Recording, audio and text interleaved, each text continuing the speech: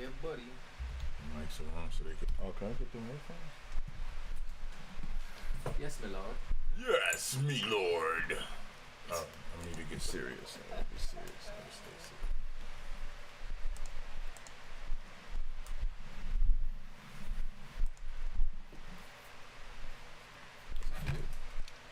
Did you just fuck the camera up? Yes, you did. You want to put that under? It's too late. Wow. I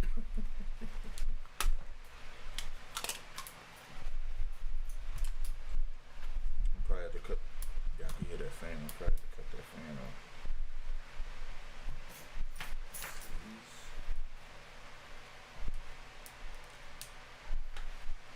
Ooh wee, check. You see something here? Check.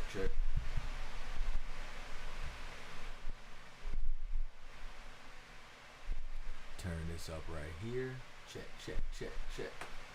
Check 1 2 1 2. I can hear Check. myself, so it must be good, right? Yo. Yep. Can y'all hear us? Okay, give us a 1 if y'all can hear us. Good to go.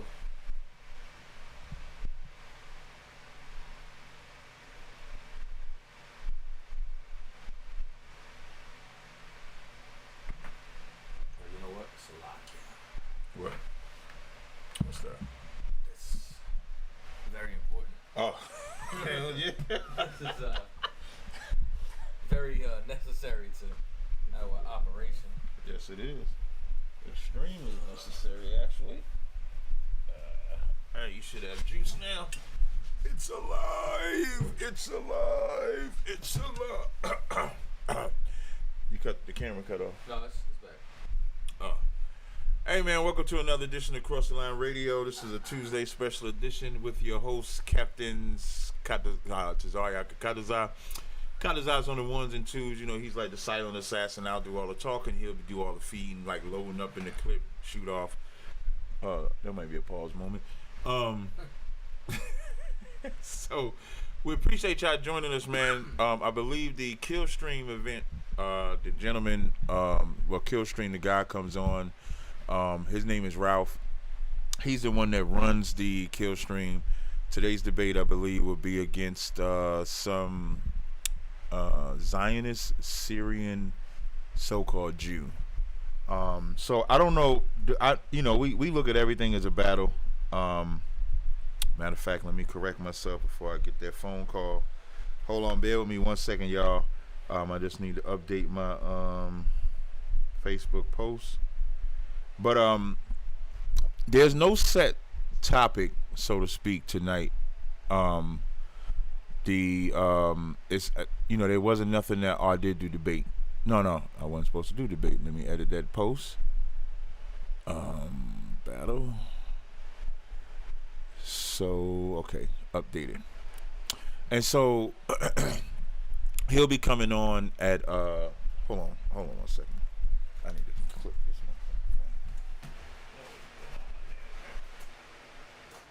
one. Alright, that's a little better. That's a little better. So tonight it'll be against I think he's a Syrian Zionist. No, don't do that. No, not tonight. No, not tonight. That was kind of funny.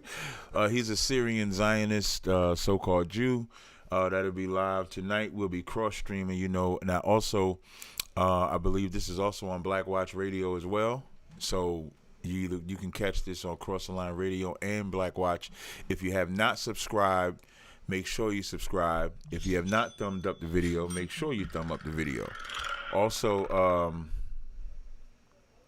oh, yeah. Shout out to my man, Madabar. I got the IHBK Brotherhood shirt on, provided by Madabar. Madabar, if you got a link on, man, you need to start putting some links on so I can promote your stuff.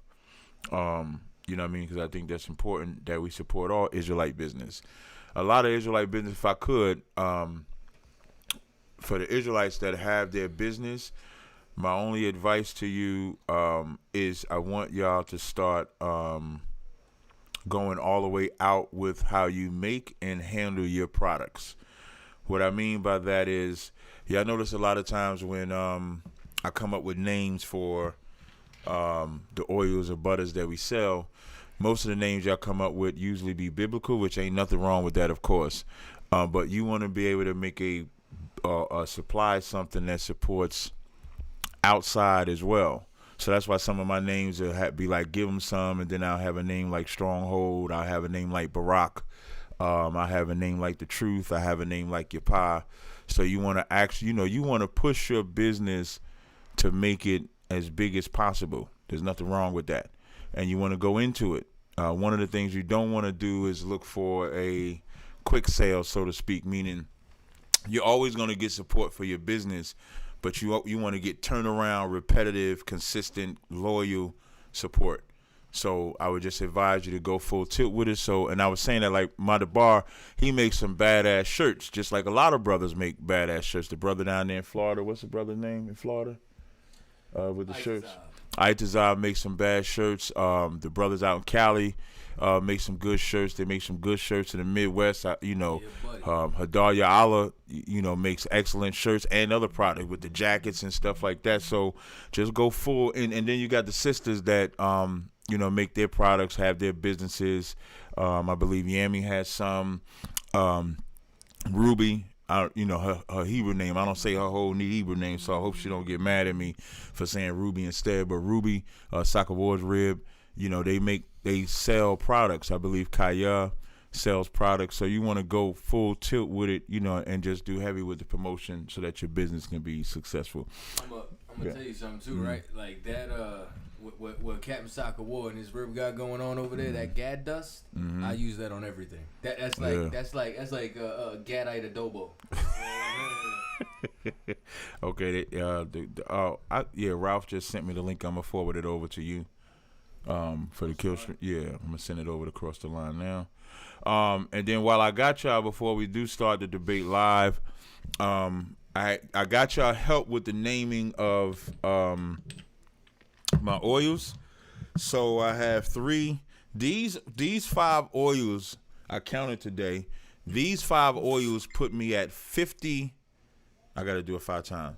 1, 2, 3, 4, 5. Ah, there it is. It put me at 50. I almost said 50. If anybody ever seen Along Came Polly? Yeah, 50. right. So these represent my 50 cents. So with these, I've created 50 different variations of Fourth Dimension. So for the women, I have Entice for women and Bahama Breeze for women. For the men, I have Prestige. I also have Entice for men as well. And then I have Alpha. If you're an Alpha, you definitely want to cop that. And I'm going to put the link in the chat right now. Currently, I have a sale. So these 5 brand new butters and oils. Shout out to Mika, one of the baddest moderators out there. She put the link for 20% off. So you can get 20% off of all 5, whether you get oils or whether you get butters. Kevin Collins asked what this debate is about. This battle is a open discussion, which I'm pretty sure will more than likely lead into who is the real Israelite. I believe that's more than likely where it's going to go. Him being a Syro-Phoenician Zionist, which I don't even know what that is. Or he might not be a Zionist. I could be saying he's a Zionist and he might not be a Zionist. So I don't know. He's a Zionist. Oh, he is a Zionist. Okay. So what is a Zionist? Can you break down what a Zionist is, Kadaza? Zionist is basically that they believe that the state of Israel as we know it today, that was established in the late 1940s by the Balfour Declaration, is Israel itself, and it has a right to be a state, and they deserve to take back the kingdom. Let me get my Arthur Koestler book together now, and my Michael Bradley. Where did I put the chosen? You see the chosen people in the coffers? Yeah, right here. Oh, let me grab that. Oh yeah, when he starts playing that sympathy shit. Yeah.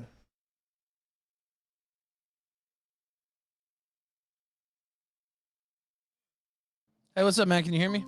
Oh, hey, yes. What's going on? How you doing, Ralph? Pretty good, man. It's been a while. Yeah, man. It's been a minute. I think the last one you had, I forget the guy's name that we had on. Ramsey Paul, I believe. Ramsey. Ramsey? Yeah, Ramsey. Oh, you know what? I was thinking Ramsey was the guy that said he was Jewish, but he was really American. No, that was the Halsey. That was Halsey, right? That was the Halsey cost. Yes. Oh, poor Halsey.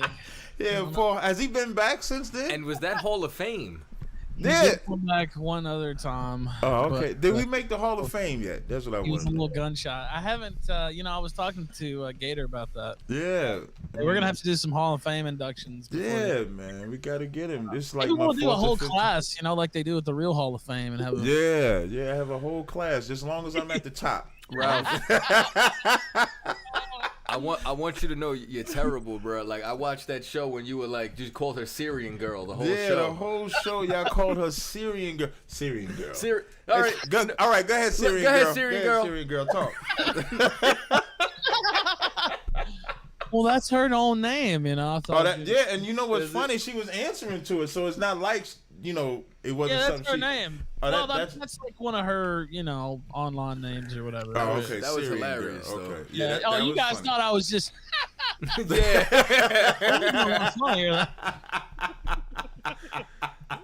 I thought right, it was funny.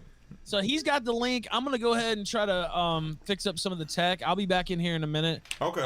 And so I don't know when he'll be here, but should be soon as well. So. Okay, no problem. All right, man. I'll be right back. All right, no sweat.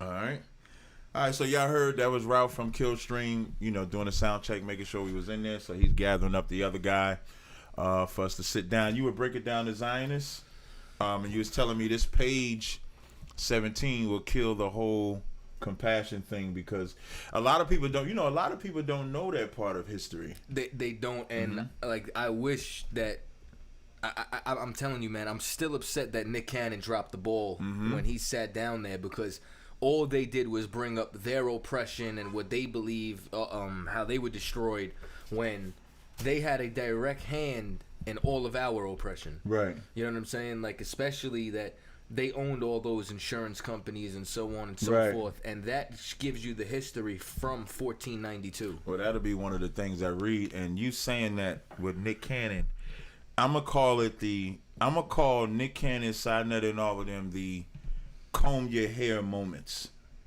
like, or the comb your hair syndrome. You know how they call, you've heard of the term Stockholm syndrome, I'm sure. Right. And so I'm gonna call these comb your hair. Now, I didn't come up with this myself. This is from General Hyman, the baddest war general to ever exist, in my opinion. And so, in talking with him, I was talking to him about the vocab debate, right? And vocab, Sinetta, Nick Cannon, all going to go in hand, and I'll explain what I mean when I say that. So vocab Malone is trying to get this debate about the boot kiss, which I've told Sinetta I'm going to agree to do the debate about the boot kiss, and I want it to be in person. And so people, I don't know if people have seen the interview Sinetta recently did with vocab Malone, and it reminded me of what Kataza said with Nick Cannon, where he allowed that so-called Jew to spew all his propaganda of his oppression and never actually called him out on it. Well, vocab pretty much did the same exact thing. Like, vocab was able to get on there, and he liked to call us one Westers. He blatantly lied on ISUPK, which I'll strategically wait before I say that. And then the whole time, if y'all ever see Sinetta's channel, when it's a brother on that channel, Kataza, and that brother makes a mistake, or that brother says something that Sinetta clearly doesn't agree with, Sinetta goes for the jugular. Like, he goes for the jugular. It's no holds barred. He goes all the way in. He doesn't change. He doesn't deter. What I noticed with vocab, there was something vocab said. I believe the Sakari cats caught it. They caught where vocab said, dirty, like black people, or black people are dirty. Something like that he said on some interview. When he was bringing up he was talking about lamentation. He said, black people are dirty, or dirty black people. I forget the wording of it, actually. And so, none of them asked him about it, because vocab edited that. This is what I also learned. I also learned your live stream, you can trim out pieces of your live stream but still leave it up. You know how normally we would privatize it, edit it, and then re-upload it? You can actually edit parts of it out, so that way you don't lose that views on there. Oh, okay. So he edited that part where he said black dirty people, or dirty black people, however you want to word it. He edited that part out. And when none of them act now, everybody's calling him a racist for saying that. And so when Sinetta asked him about it, Vocab gave some wiggle room out of it, and Sinetta combed his hair. And the reason why I say Sinetta combed his hair, now the comb your hair syndrome comes from when that white girl, that white detective cop, killed that brother in Houston.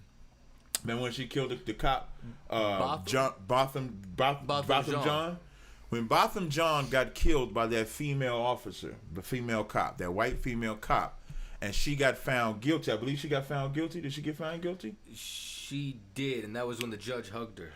And not only did the judge hug her, but the court clerk came in and combed her hair. And combed her hair because to see our oppressor get punished is not something that black people can actually handle. They can't really handle that. That's why Vocab wants to debate well, I can't say that's why he wants it, but that's why Sinetta didn't challenge him. And I asked Sinetta, so when I'm speaking to Sinetta and I'm telling him that I will accept the boot kiss battle, I asked Sinetta, I said, Sinetta, why was you so nice to Vocab when you was interviewing Vocab? And Sinetta says, well, I got to be nice to him because I got him. So while I got him, I got to keep him right there. And if I go in on him, he's going to run away. And with that, and right there, Sinetta doesn't realize the hatred that he has for black people and the love that he has for this oppressor. And he's going to say, Tazaryach is crazy for saying that. He's going to say, Tazaryach, I don't hate black people. I love black people. But if that was me, or Zion Lex, or Garfield, or Unk, or anybody else, or I won't even name Garfield. I'll take them out of the equation because he don't really go at them unless they beefing. But if that was any Israelite that he had on their channel, he'd be on their neck to no end, whether they came back or not. He won't comb our hair. He brings up that homosexuality to no end. Am I lying, Tazaryach? I mean, I can't tell you how many times it comes up. Or if somebody turns around and says something, you know what I'm saying, he'll never call them out on it. Right. You know what I mean? Like he didn't do it with Polite with the tranny. He doesn't do it with Bobby Hemmett and the gatekeepers. He doesn't do it with Khalil Amani. Doesn't do it with Shaka. You understand? He protects every single one of them unless you're against him. I did see him go at somebody saying that he looked like a Mo. You know what I'm saying? But that's only because that was his enemy. But he should, and here's why I think Vocab runs from me. Because when I see Vocab, I seen a battle on the street where Vocab is with them Sakari cats again. And as I see them, they're like trying to have this cordial dialogue on the street. That's what they're trying to have, a cordial dialogue. To me, if we're going to battle, let's battle. Vocab likes to cry baby in the sense that he likes to say they like to talk about you personally. They like to do this. They like to do that. Now, I can't speak for nobody else. But I do know in my interactions with this Vocab Malone, I have never made any personal attacks on him. I've only attacked the garbage that he spews. So one of the things that he spews, Divine NRG, Polite and the tranny, you might not be able to find this video, but Polite was in the video, and there's a tranny twerking on his car. Now, he gonna tell you he let his boy drive the car, or whoever drive the car. We called it Tranny Gate. This was might have been like 2017, 18, something. This was a couple years ago. That Polite had that there. But Vocab Malone will get this battle. He will get this battle. I wanted to be in person so bad. If he's in Arizona, if he's in San Diego, if he's on the mountain of Kilimanjaro, I'll show up and do this debate. In person, I'll do this debate. And then we'll see if it's lawful or if it's biblical to have our oppressor on their knees bowing to black people. So I'm on record. I don't know if it's people watch or anything like that, but y'all have heard me officially say I have contacted Sinetta and I have agreed to battle Vocab on his debate of, and that's the only topic. There ain't no side topic. There ain't no separate topic. That's the only topic that we're going to discuss. However many rounds. If he won 5 rounds, 15 minutes, 20 minutes, whatever it is. What I mean by subject, meaning not that he can't mention nothing else, but there ain't going to be nothing else on the card. Nothing else on the card except is the boot kiss in the Bible, and is it lawful to get? So I wanted to promote that as well. Y'all know, again, if y'all haven't, y'all should be seeing this. This is being streamed on Black Watch and Cross the Line Radio. If you haven't subscribed, make sure you hit that subscribe button. It's right by the bell. If you haven't thumbed up the video, make sure you thumb up the video. We got on Cross the Line, I see 207 people in here. Let's get the likes up. If you ain't on the Black Watch, make sure you get on the Black Watch. Let's get it popping. All right, it's time to get rocking and rolling. Now, okay, I'm coming with it. 1 sec. All right, can you hear me and see me? Yes, I can hear you. I can see you. You can hear us, right? Yeah, can you hear us? Yep, I can hear you guys. Sound great. All right. He said he should be here in 5 minutes, so I'm gonna go ahead and roll the intro and play the songs and stuff. Okay, So no can sweat. right into it. Good Sound to go. Yep, that's good. That's perfect. Yep. All right, cool.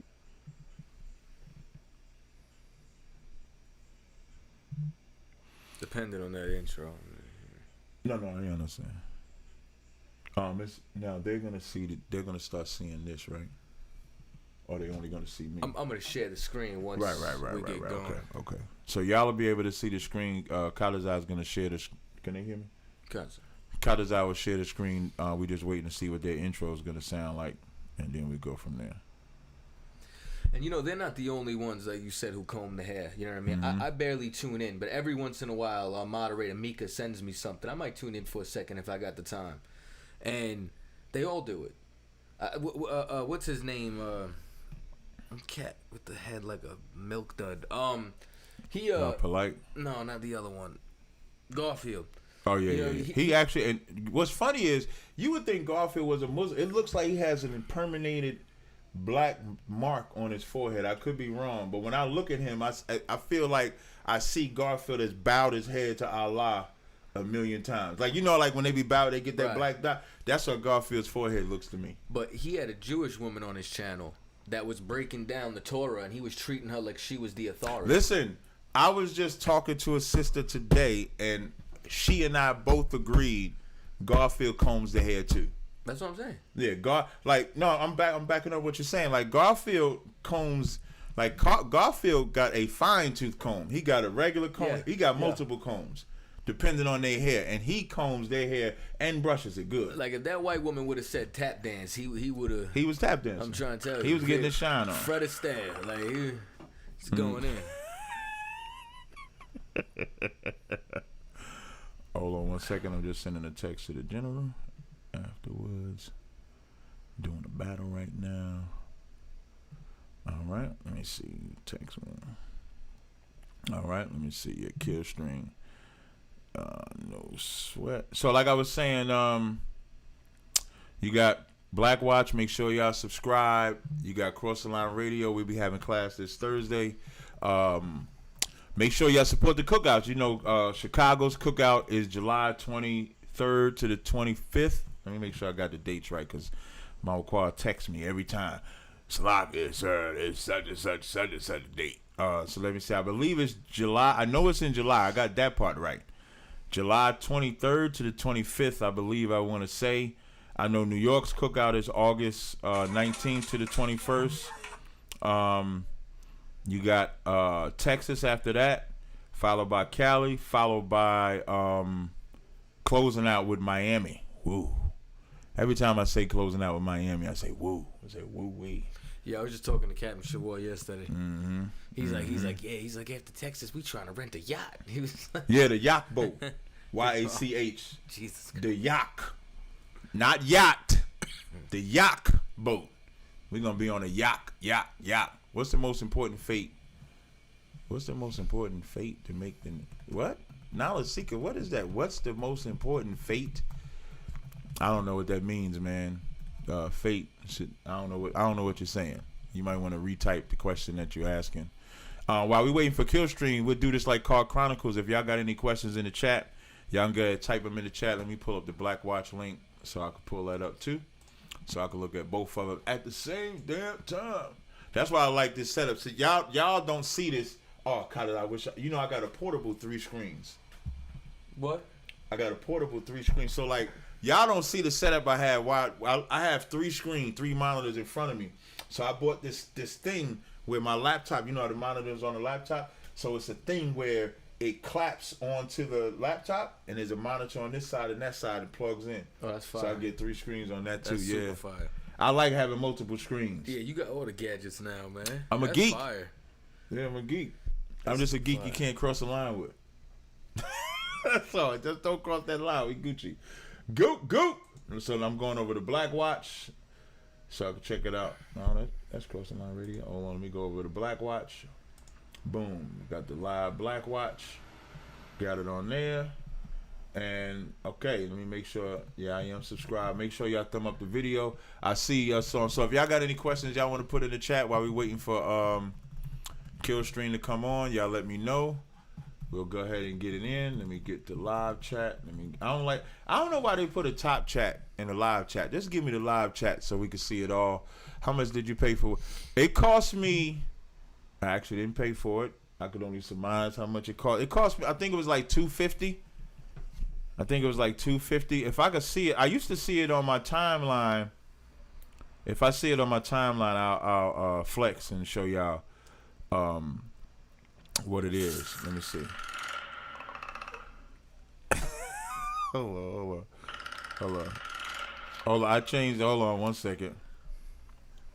Hold on. I'm trying to text. I'm getting so many texts. Hold on. I'm trying to see if I see. I usually see it on my timeline, and if I can see it on my timeline, I'll tell y'all. I'll show y'all what the thing is now because I want to show y'all. It was showing up. When I tell y'all, like whenever you ever like something on Facebook, like an advertisement, and then all it does is show you stuff from that advertisement. I've liked stuff on Google, and it started showing me that. Yeah. Or you talk about it, and the next thing you know, it pops up. It's just there. Yeah. So I'm trying to find it now. It don't want to show up. Let me see. I didn't buy it on Amazon. I'm trying it. Maybe I'll go to my email and look it up, but I don't even remember what the thing is called. Hold on. Let me see. Oh, it costs $400. Excuse me. It costs $400. No, I did not buy it. Nope, that's a Costco laptop. If you see any questions in the chat, Tazaryach, let me know. I'll answer. I'm just trying to find it. I just told them call up Thursday for an answer. Oh no, I just said we're gonna do it like Car Chronicles till Kill right Street. now? Yeah, I would if they put in any questions, I'll go ahead and answer the questions. Oh, sorry, I was reading something over here. Why do you promote a vaccine that was planned out years ago? We don't promote a vaccine. Actually, we're just not afraid of a vaccine. There's a difference. Just like you ain't afraid to take a leave if you get sick. I ain't afraid to rinse my mouth out with this good old Listerine to make my breath smell good. But some people are allergic to different medicines and allergies. So what we do, proper leadership is always important with everything. So we don't promote the vaccine, but like any medicine, you consult with your doctor to make sure you won't have any side effects, and then that's fine. With that said, the last time I looked up on how many fatal deaths came from the vaccine, I think it was like 12 out of the millions that taken it. Might be more than 12. But so the percentages don't match. So any medicine you can have a problem with or have an allergic reaction to it. So now the device is called the ZBEC. It's spelled, this one I get the, I ain't never flex on Cross the Line Radio, so I get the flex now. When I'm in the Car Chronicles, this is my flex. This is my flex. I've seen you. That's my flex. I'm just showing you, like, because it folds, it open, it folds. It's too much for me. It opens, it folds, then it opens. So now this is the you're gonna break the ribbon in that phone. Nah, they've done it like a million times so that it works. Yeah, we hear you. Wait, no, I got it on mute. Apparently not. No, we hear you. Yeah, we hear you. We hear you fine. You can hear us? Can y'all hear us? Can they hear us? Did you unmute? They should be able to. We're unmuted. Hey, Hey, Ralph, guys. can you hear me? I'm heard. Do you guys hear me? Yeah, we can hear you fine. Are we live? I don't. You would have to ask Ralph that. I don't know if he's live on his channel. We're live on my channel, so whatever you say can and will be held against you, so to speak. I haven't heard that for years, man, since I was in the States. Yeah, I believe you and I may have been neighbors for a while. I may have seen you on the street in New York City. You guys in Brooklyn? You guys in downtown Brooklyn, right? No, that might have been a different group. We're primarily in Harlem. Sometimes in the Bronx and Queens. We haven't broken ground out there, but you might have seen some of some other Israelites or something like that that you encountered. Yeah. My organization is ISUBK, Israelite School of Universal Practical Knowledge, under Commander Jenny Hanna. That's my organization. Nice. So I guess we're just waiting for Ralph and to hop up. Yeah, let's do that. I have another gentleman that's with me that you might hear. He's working the boards, but he may chime in if he feels like it. Just letting you know so you don't feel like you're being ambushed.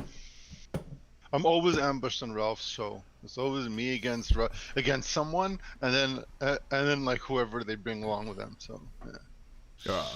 Oh, good. I should have made a coffee. What time is it by you? 9 in the evening? 9:40. Bro, it's 4:30 in the morning by me. Oh, that's good, man. Yeah, because you're all the way in Israel, right? Yeah. Have you ever been down here? Yes. 2017. Really? Yeah. 2017. Yeah, I visited. How did you find it? You said, how did I find? What do you mean? How did I like it? Yeah. Did you like it? I thought it would be better if you guys wasn't there. Many people think so as well. Yeah, if you guys wasn't there, the land would probably be a lot better. And not just you guys, the Palestinians too. I don't think none of y'all have a right to the land. That's why there's so much war. You know that if you look at it from a satellite, you look at Israel from like a satellite, you'll see that Israel is much greener than Syria, than Lebanon, than Egypt. Like since we've come, we've made the land greener. We've made the beaches nicer. We've added a lot to the natural topography of the land. So right, but y'all deny my people from entering into the land. Like right now, you have the people that live in Dimona that y'all are trying to deport. So as nice as you greenize the land, as you say, the people, which is more important, you don't let stay in there. Well, there are a couple of thousand Hebrew Israelites in Dimona, and I don't think they're all being deported. There was one group that was there illegally. About 65 to 7. Well, when you say illegally, that's interesting, because you guys divided the land in 1948 from the Palestinians by force, by war. So we won it in a war, yeah. Right. So How would you take it if you took it back? Would you just sue? You think you would win the land with the UN? You think they would say, "All right, Captain, what's your name? Captain Tazaryach." You actually said it correct. Tazaryach. Do you think the UN would say, "Captain, here's the land. You want it in a court. You get some Jewish lawyer to fight." No, but when I say y'all fought for it, y'all didn't get it by any biblical right. You got it from military right. Here's the difference. I'll tell you the difference. How did we get it biblically? Didn't Joshua conquer the land by force? Okay, I'm Didn't explain. even in the time of Moses there was wars. Well, I'm gonna explain what I mean by that. The Lord didn't tell y'all that land belonged to y'all to go get it. The Americans fought for y'all. The British fought for y'all. And after they fought for y'all, then y'all went in there and took it. When Moses and them did it, they didn't join to other nations to get that freedom. Even when you go into, Chronicles or Ezra? When Ezra and them wanted to build up the temple, and the heathen king, wanted to give them other people to help them build up the temple, they wouldn't accept help from foreigners because they had the Most High. Whereas y'all, not only have y'all received help from foreigners, y'all get funded with billions of dollars a year from them same foreign nations. So if you're gonna bring up the Bible, you would have to show me where the Lord allowed. No, I didn't bring it up. You brought it up. No, you brought up Joshua.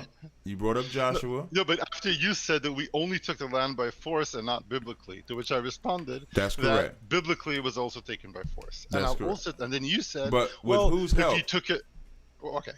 I just want to know, like, with whose help was it taken? So if I'm you're talking a about religious, Moses. When you brought up Joshua and Moses, I'll respond. okay, no sweat. If you allow me to I respond. will. I just I'm wanted. not- No, I yeah. don't have a problem with you respond. I just wanted you to hear my question clear. That's all. All right. I heard your question. You're saying that if you're being aided by any earthly force, then you're not being aided by the Most High, by Our God. guests here already. They can hear me now. Oh. Hey guys, Let me get the video set up. I don't have any clue what these guys have been talking Yeah, about. Yeah, the you know, bell you know, already let the rang, mic. Ralph. Yeah, you had the mics okay, open. now- You had the mics open, Ralph. So Let me. are we live? Hold on, guys. Ralph, are we live on your show? I gotta try to fix the screen where it's just you two, and I'll move my ugly face around somewhere else. All right. You know, we gotta have the whole face-off aspect here. Okay. Okay. Give me a sec. I'm getting it there. You wouldn't think I've done this like 9,000 times now. Okay. Now let me pull up the other window. That over here. Oh shit. Give me a moment, guys. Okay, I'm going. Judas, I can't see you all of a sudden. Yeah, give me a minute. My beautiful face will be right back. Give me a moment. Let me tab. Okay, what's up, man? Are you turning your camera back on, or? I'll turn mine on. yeah, he said he turned it off temporarily. Okay, He said he was okay, all coming right, back. good. Well, I'll continue setting it up then. Mhm. How you been, Captain? It's been a while. I was Oh, I've talking to been all right. I can't complain. You know, still slanging and banging. You know what I mean? Teaching his word. You know what I mean? Looking for new people to destroy.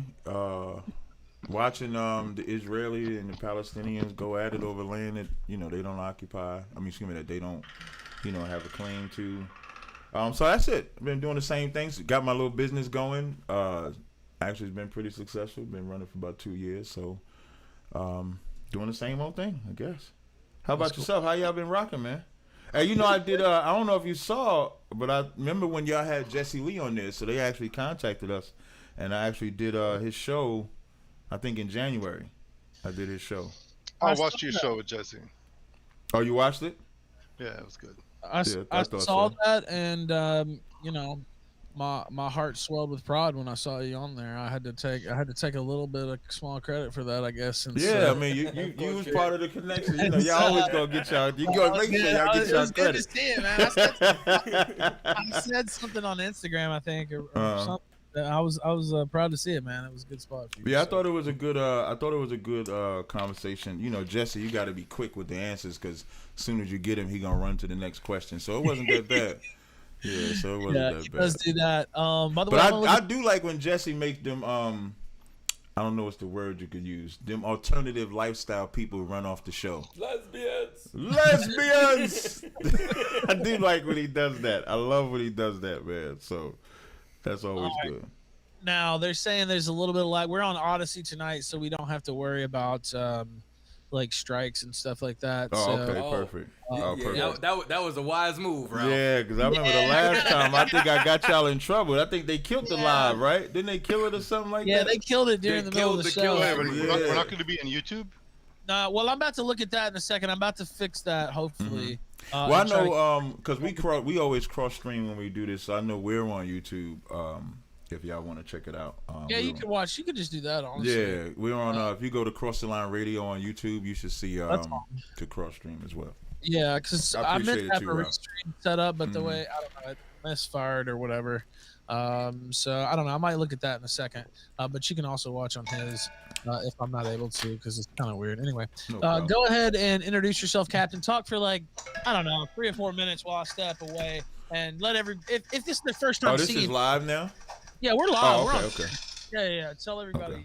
who you are. So, Oh, okay. So for those that don't expound a know, little bit, yeah, for those that don't know, I'm Captain Tazaryach. I am the heavyweight champion on Killstream thus far. Thanks to the Most High. I am Captain Tazaryach of ICBK under Commander Jenny Hanna, who's the leader on this nation of planet Earth for blacks, Hispanics, and Native Indians. What we do here in North and Central and South America is we teach the truth of the Bible, who it's for, who the real children of Israel are biblically. When you go through our history, whether it be picture or just folklore or just acceptance, you have a set of people that claim to be the Jews or the chosen people of God, and we make the same claim. So the only way to really resolve that claim is to go into the divine scriptures, which I believe the gentleman on the line called the scriptures divine. You would have to go into the divine scriptures and see who fits that narrative, not who can, because their military is a little bit stronger, lay claim by just saying it, but you have to have an actual ethnic connection to Abraham, Isaac, and Jacob. And so that's what we teach. So we debunk the lies through history, through the Bible, and so that's Captain Tazaryach of ISUBK. That's what I am. I don't know if I need to talk a little longer or if the other guy wants to chime in, but that's my opening spiel, so to speak. All right. I thought we were gonna wait for Ralph before I get on, but I can start now. Well, he had me do the introduction. That's why I said I don't know how much he wants me to talk. I didn't want to You filibuster. said a couple of minutes. Expand. Let's wait. You could talk some more. I don't know what else. I'm back. Oh, there you go. Okay, I took enough time. Now, See, that's good. You were right on it. Go ahead, Mr. Maccabeus. Tell them who you are. They seen you more. All right. I'm Judas Maccabeus. I'm a Sephardic Jew living in Israel on a farm. I don't usually. My channel has been banned from YouTube, and I haven't posted for a while. But there is a YouTube channel called Judas Maccabeus. I may get back to it, so you can find me on Twitter on that handle. I always found people like the Captain to be very interesting because it's always nice to see yet another group of people claiming to be the real Jews, while us with a tradition going back, a living tradition going back all the way to our forefathers, have never given up that claim. So it's interesting because you're arguing that we're pretending to be who we are. So my purpose in this debate is just to have a friendly conversation, ask you a few questions. I don't know a whole lot about you. I've been stopped by you guys in the street several times, but I was with my kids and I was too busy to deal with it, and I wasn't sure what's up with all those costumes. A lot of satin going on. I didn't have time for it, but now we have a couple of hours. Let's dig in. I have a few questions. I can start with my questions now, or start with your questions. By the way, I thought I had the restream fixed, but it's not really going to work. But I'm going to go ahead and toss the ad back up so we can run entropy through it. And I already see a couple over here on entropy. Okay. So before I start my questions, I'm first going to start with saying that there's something. I did some research on you guys and the history of your movement, and there's something about you guys that I really respect, though. Okay, and even though there are things that I disagree with you, obviously, the part of what the Black Hebrew Israelites do that I respect is the fact that you provide Black youth with direction in life. You provide them with strong identity and even with values. Like, I don't think the kids that go to your services or your group, they're probably kept off the streets, they're kept off drugs, they're probably better fathers, better brothers, right? Better citizens. So I respect that. It doesn't make a difference if I disagree with you on history or on religion. It's hard to look at something like that and say, oh, that's bad, And for those of my friends and those of my followers who watch this and say, oh, but they're making religious claims that seem ridiculous. Many people make ridiculous religious claims, all right? People don't follow religion for logic. People follow religion for emotional needs. That people need identity. People need a connection. People need a father figure. And the ideas of the Black Hebrew Israelites are not that much different than the idea of the virgin birth as far as how reasonable it is. So if we're going to judge these people on that, and we'll have to judge all religions, I'm not here to judge you on those things, but I'm genuinely curious in how you view yourselves because you're claiming to be me, So my first question is, it's going to be easy. I'm not tricking you. I'm not playing games. At what point did you guys, according to your view, at what point did you guys leave the land? Like, what's the history? Tell us a little bit about how the Black Hebrew Israelites ended up in Africa being sold as slaves. Okay, so just a few corrections. I know it's very common to say Black Hebrew Israelites, and even sometimes we use it because it's a popular catchphrase, but to be accurately and biblically sound, we're just Israelites. There is no black. It's not about color to you. You don't have to be black to be an Israelite, according to you. You asking the question to be answered, or are you going to interrupt me again? All right, go on. I appreciate it. So now, we don't use the term like black again is something that they put on us because black is just a color. Black also is a condition. And so as a condition, we're called black, but none of us are the actual color black. So we don't say black Israelites because then there could be white Israelites. There could be yellow Israelites. There could be red Israelites. So, I mean, it could be the whole crayon box of fucking Israelites. Excuse my language. So with that said, the question that you asked about how did we get to through Africa, even to America, just a brief history. If you know anything about the fall of Jerusalem in 70 AD, you can find any history and you can see that over 1 million Jews, black Jews, I'm using that term on purpose now. This is what I mean when I say we use it ourselves, but to be biblically correct, we're Israelites, fled into Africa. Not only into Africa, but we also were in Europe. A lot of history was destroyed, which started with the Renaissance era. So because we was in the Roman military and you would have garrisons all throughout Europe, we was also in Europe, but we specifically went into or fled into Africa when when Jerusalem fell as a state. And then as our time we was in Africa, the common part of history is that Africans sold Africans into slavery, but that's just not true. Africans sold Israelites into slavery, and so when we came over here to the Americas enslaved, you had some that will remember that they were Israelites. Harriet Tubman's line would be one of them.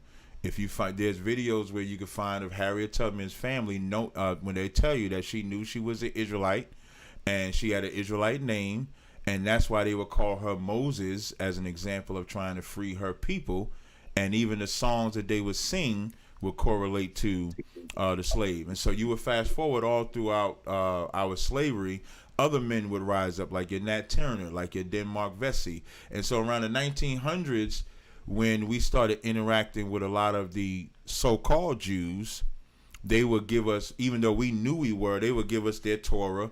I'm saying theirs just for teaching edification right now. So the so-called Jew would give us their Torah, they would give us their Tanakh, they would give us their records, and as we were reading the records, we would say, these scriptures don't fit these people.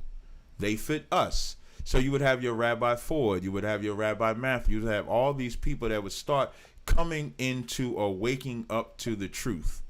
Like in Revelation when it says the earth shall help the woman. So not only would we have the Torah Tanakh, we would also have history start opening up. Like books we would read, like Lost Tribes in Promised Land, where you find out that the Seminole Indians knew that they were from the tribe of Reuben and that their brother Joseph was on an island nearby.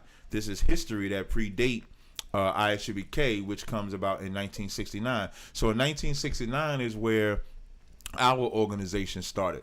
By three brothers first, Ariyah, Yaquab, and Mashah, and then it was formed by four other men, Lahab, Yeshaya, Kazak, and Shar, and those 7 men collectively founded what today is the Israelite School of Universal Practical Knowledge. So our history of being Israelites is not something new. It's new in the sense that because of the internet, because of YouTube and stuff like that, people see these black people on TV talk about they're the Israelites and stuff like that, but our history or sojourn from Israel to America is a history that if it's searched out, it can be found, to answer your question.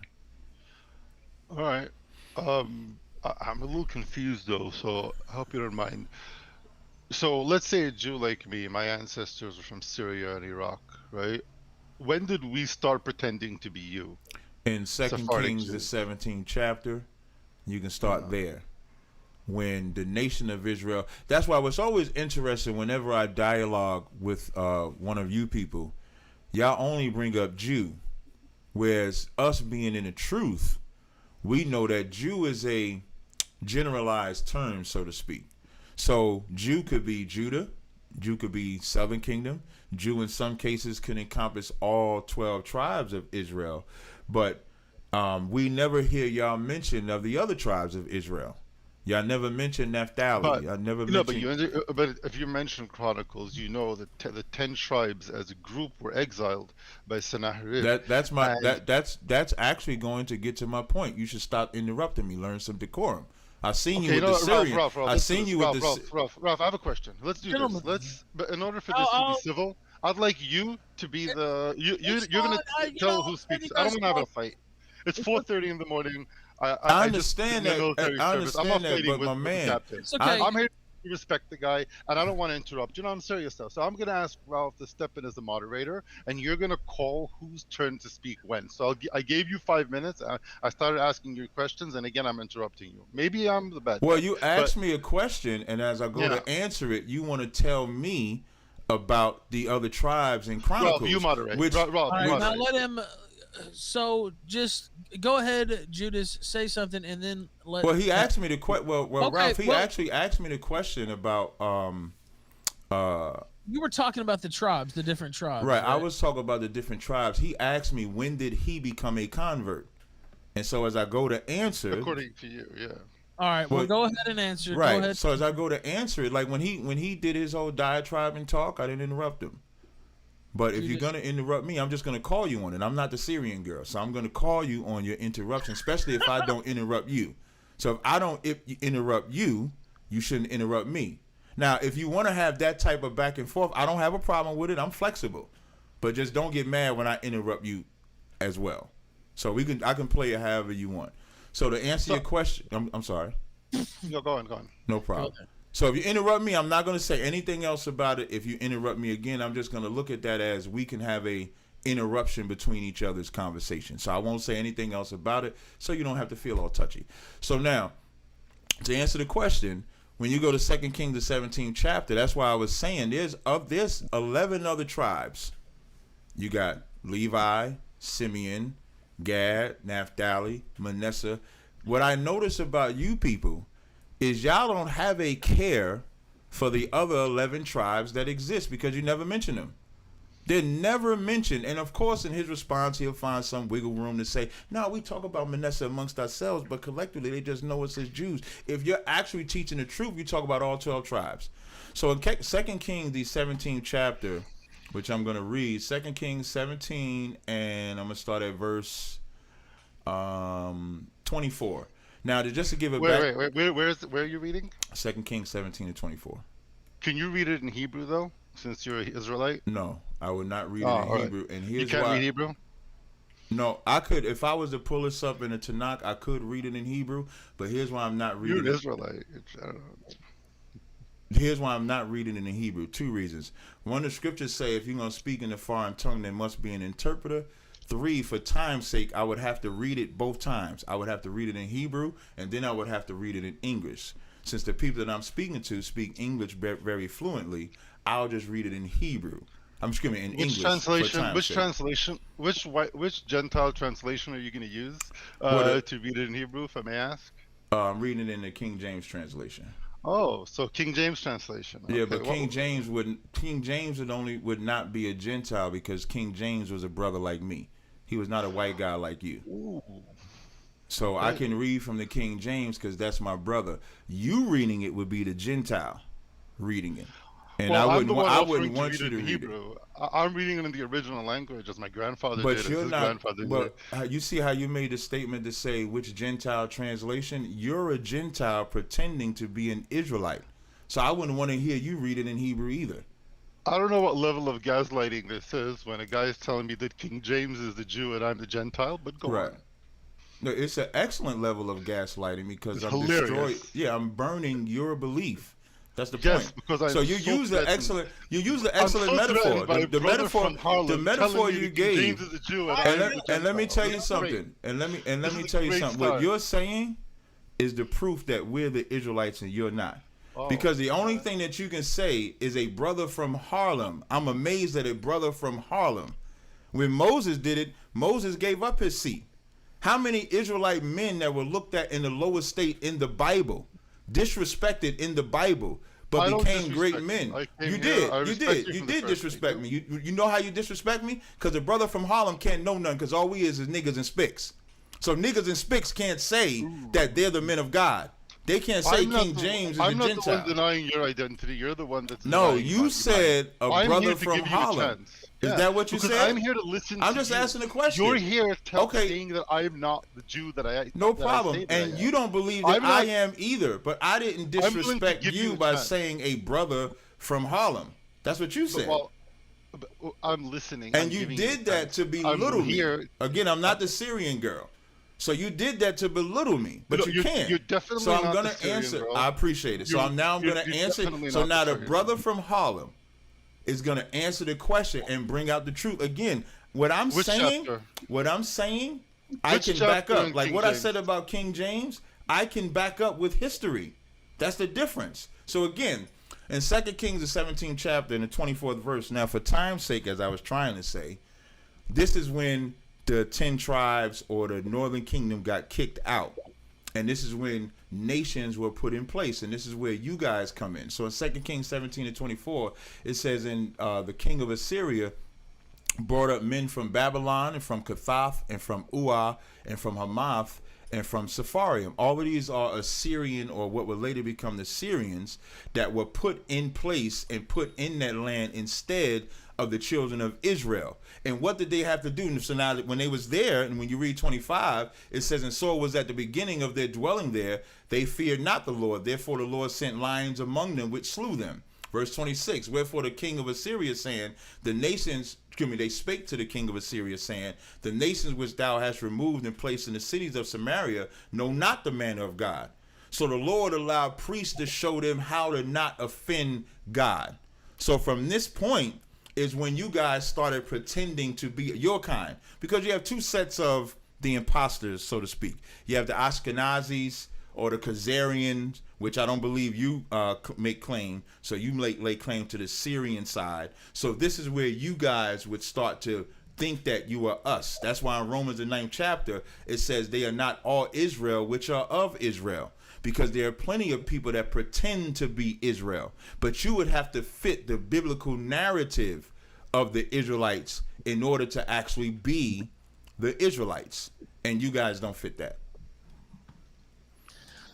Go ahead, Judas. It's your turn to talk. By the way, we are on Trovo. We just have an ad. I had meant to have a setup where we would have a restream on YouTube, but the actual stream on Odyssey seems to be working well for most, and we get the freedom to say just about whatever we want over here, as you saw with the captain's colorful language there. I can't say those words. Oh, you can. No, you okay, can. okay. You Oh, can okay. hear. Yeah, you can hear.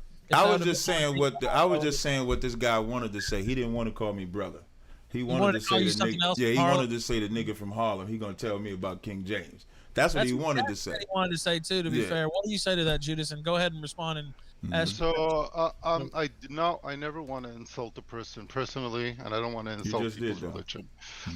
Okay, are we doing the interrupting thing, or are we not? I just said that you interrupted me. I said I wasn't gonna say anything else about you interrupting me, but if you do, I'll look at it as that's how you want to dialogue. And then you interrupted me, and I didn't say nothing. So you from can't now say until, nothing now. Now until the end of the stream, I'm gonna have to deal with your interruptions, or am I? I gonna don't have a know. I chance may to be make quiet. my I point? may not. But in No, all but I'm not in all into my that. speaking, No, it's 5 in the morning. it sounds like Whether you I get to don't. speak or You not. shouldn't cry Gentlemen, now. But you shouldn't No, cry. I don't need to do Come on. this. Come on. Either it's gonna be moderated or not. I'm not Come gonna on. have. Look I at it, can't have a crybaby. yelling match with you, bro. Look at the Go cry, ahead. baby. Go ahead and speak, Judas. He got to talk. No heart. Got this? Okay. So, okay. I actually I went to high school in the States, and when I was a kid, even though I was born in Jerusalem, and I don't remember studying that Harriet Tubman was. Not only did I not remember her studying that she was Jewish, I remember being taught that she was from the Ashanti tribe, if I remember correctly. Her name, she did not have a biblical name. Yes, many slaves and ex-slaves and people who tried to free themselves found meaning in our story of redemption from slavery, and they adopted it, and we are totally okay with it. But I did not find any history of either Harriet Tubman or Nat Turner or any of these gentlemen, ladies or gentlemen, being Jewish. And if you can put something up for me to learn about this, I would. I thought she was a Methodist and originally from the Ashanti tribe. That's what I was taught. Maybe I'm wrong. If it would be nice if you brought some evidence to that claim. Regarding your claim that Sephardic and Ashkenaz Jews were brought in by Sennacherib in the 7th century during the exile of the 10 tribes, that's all very interesting, but there's no proof of that. This is a claim that you're making, okay?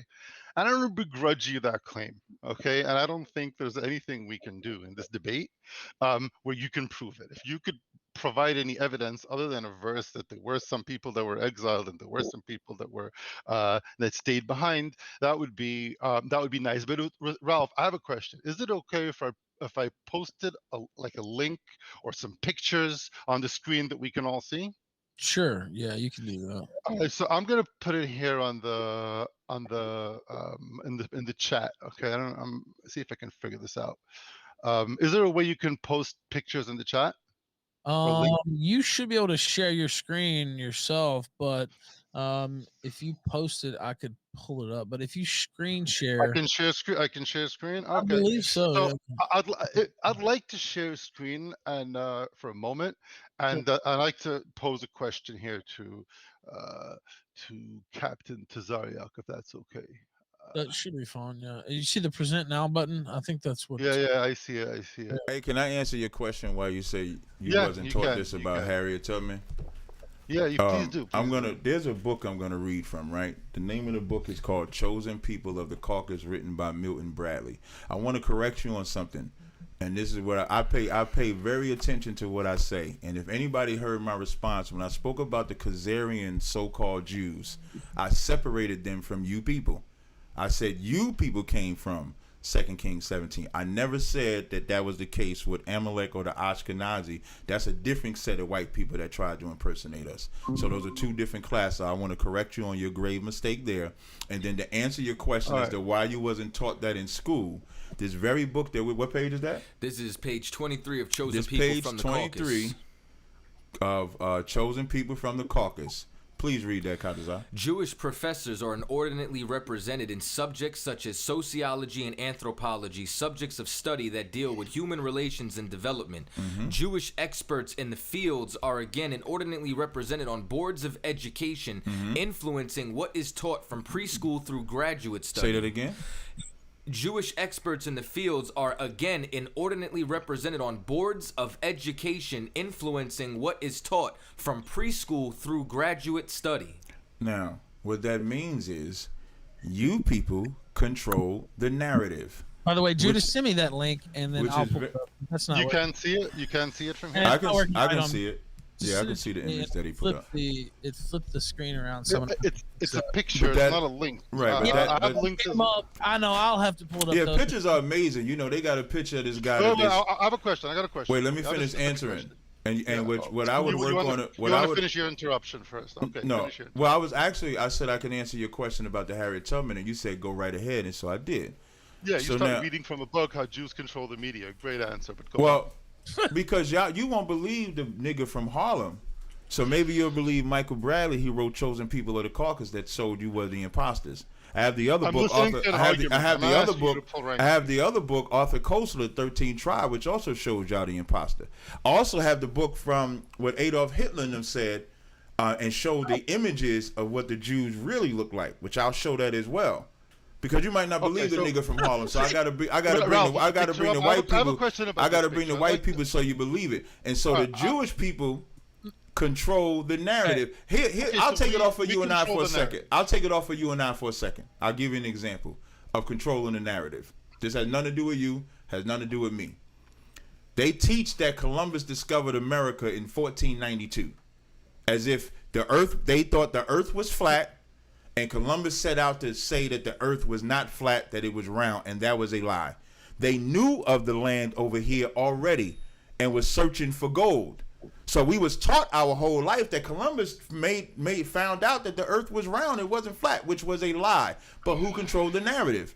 The Jewish man or the school board controlled the narrative. So what we as niggas from Harlem did was control the real narrative and went into the real history to show who was the real Israelites and who wasn't. So you're right. You're not going to find that in school. You're not going to find that in school.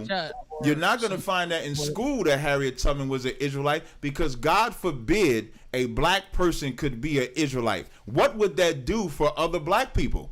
That would make them wake up. You made the excellent point to say the one thing you like about us is that we have the fathers in the home. We not on drugs. We have our people. That's the statement that you made. Now imagine if we knew back in the 1800s and 1900s who we were.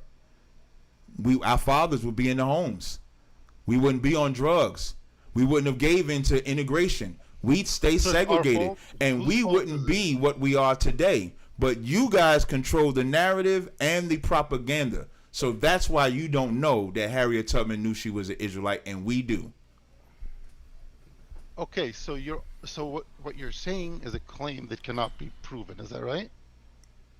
No, The I'm Harriet not. Tubman I'm claim, not could saying. that be No, I proven? had. Oh, I'm sorry. I'm sorry. I can send. I can email where her family. That's the beautiful thing. Family can say something.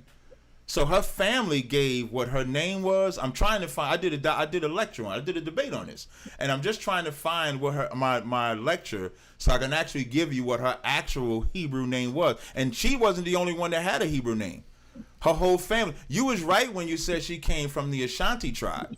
But the thing that y'all don't understand, the Ashanti tribe was the dominant African tribe.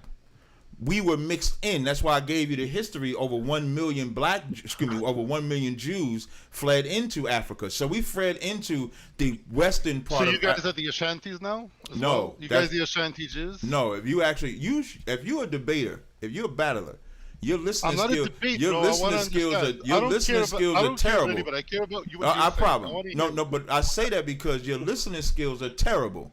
Because I clearly said the Ashanti was the dominant African tribe. That's what I said. We're was not Harriet African. Tubman Ashanti? Was she Ashanti or not? I don't know. She I'm would be asking. Ashanti like I'm American, meaning I have citizenship. This is the land that I was born in, but I am not the dominant people of America. The She had an so-called. Ashanti passport. Why would she have a passport? You sound stupid now. Like you sound like a Because- child. You sound like a child. How passports wasn't even invented? Are we gonna be children or are we gonna be adults? Because passport wasn't invented back then. Like again, this is not the Assyrian You're girl. making a childish This is not, claim. what, You're they call making a Syrian childish girl? claim. I'm sorry, They call man. a Syrian girl? Syrian girl. Yeah, they call a Syrian girl. This is not the Syrian girl. So when you say stupid stuff like passports, All right, you know what, Captain? Why don't Yes. you ask him a question? Because he's got to ask a couple questions already. You know what I mean? So why don't you ask him a question? okay, no problem. I'll ask you a simple question, right? The original Israelites, were they your complexion or would they be of a darker complexion? Oh, I have an answer for that. All right, let's let me show you how we Israelites understood ourselves. Let me share a screen with you of have you heard of the Mishnah, first century book written by rabbis who were still in Israel after the destruction, and that put together the oral law or the commentaries on the law? Have you heard of the Mishnah before? Yeah, I've heard of it. I have. Okay. Now, if the rabbis in the Mishnah had a conversation about the complexion of Jews, what Jews look like, right? Would that be acceptable to you? It About what depends. Jews look I've Depends heard. what they say, huh? If No, they no, said no. you're black, it would be good, but if they said we're not black, it's not good? No, because I'm not asking in first century AD what they were. I'm asking what were the Israelites were before first century AD. Okay, so I'll explain. Let me first share this Mishnah here, because that's what we do. Give me a moment. Wait, don't share the I screen. just sent If you you the have a link. link, just send it to me because it's messing up the Oh, okay.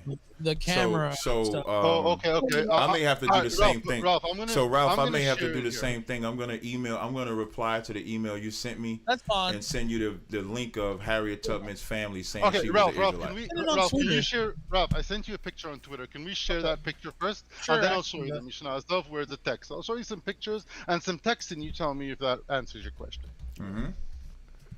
Let me pull it up. Let's see here. Okay. Yeah. Okay. So that's the picture you're trying to show. For some reason, it messes Wait, up let me see everything. if on I this can see the thing. picture. I'm It's kinda sorry. weird. Yeah, I'll pull it up on stream and then you'll be able to see it. Just Okay. give me 1 second. So let me know when the I'll take captain can see it and when everyone else can. Okay. Well, it'll be a delay, once it goes up on stream. Right. So I'll have to wait. Basically, look, I'll describe it. It's Yeah, a you can picture of- describe it and then I'll see it pop Oh, up. yeah, it'll be. Right. It's a picture of have you heard of the Samaritans? It's a picture of the Samaritan high priest, the previous high priest, okay, in Israel, in Nablus, otherwise known as Shechem in Hebrew. They've been there since before the destruction of the Second Temple. They never left and they were never exiled, okay? They claim to be from the 10 lost tribes, and there's the genetic tests that back it up. Next to it, there's a picture of the chief rabbi of my community, the late chief rabbi, Rabbi Kassin, Syrian. And there's a picture of the chief rabbi of a Hasidic sect in Brooklyn from Poland, all right, Bobover rabbi. All three of these old men look extremely similar, and they also have a similar complexion. My answer to you, Captain, visually, is that that's what I think Jews, for the most part, look like. Hebrews, what we look like. It doesn't mean that none of us were darker. It doesn't mean that none of us either mixed in with other ethnicities and converted them to our religion or not. But overall, that was what we looked like.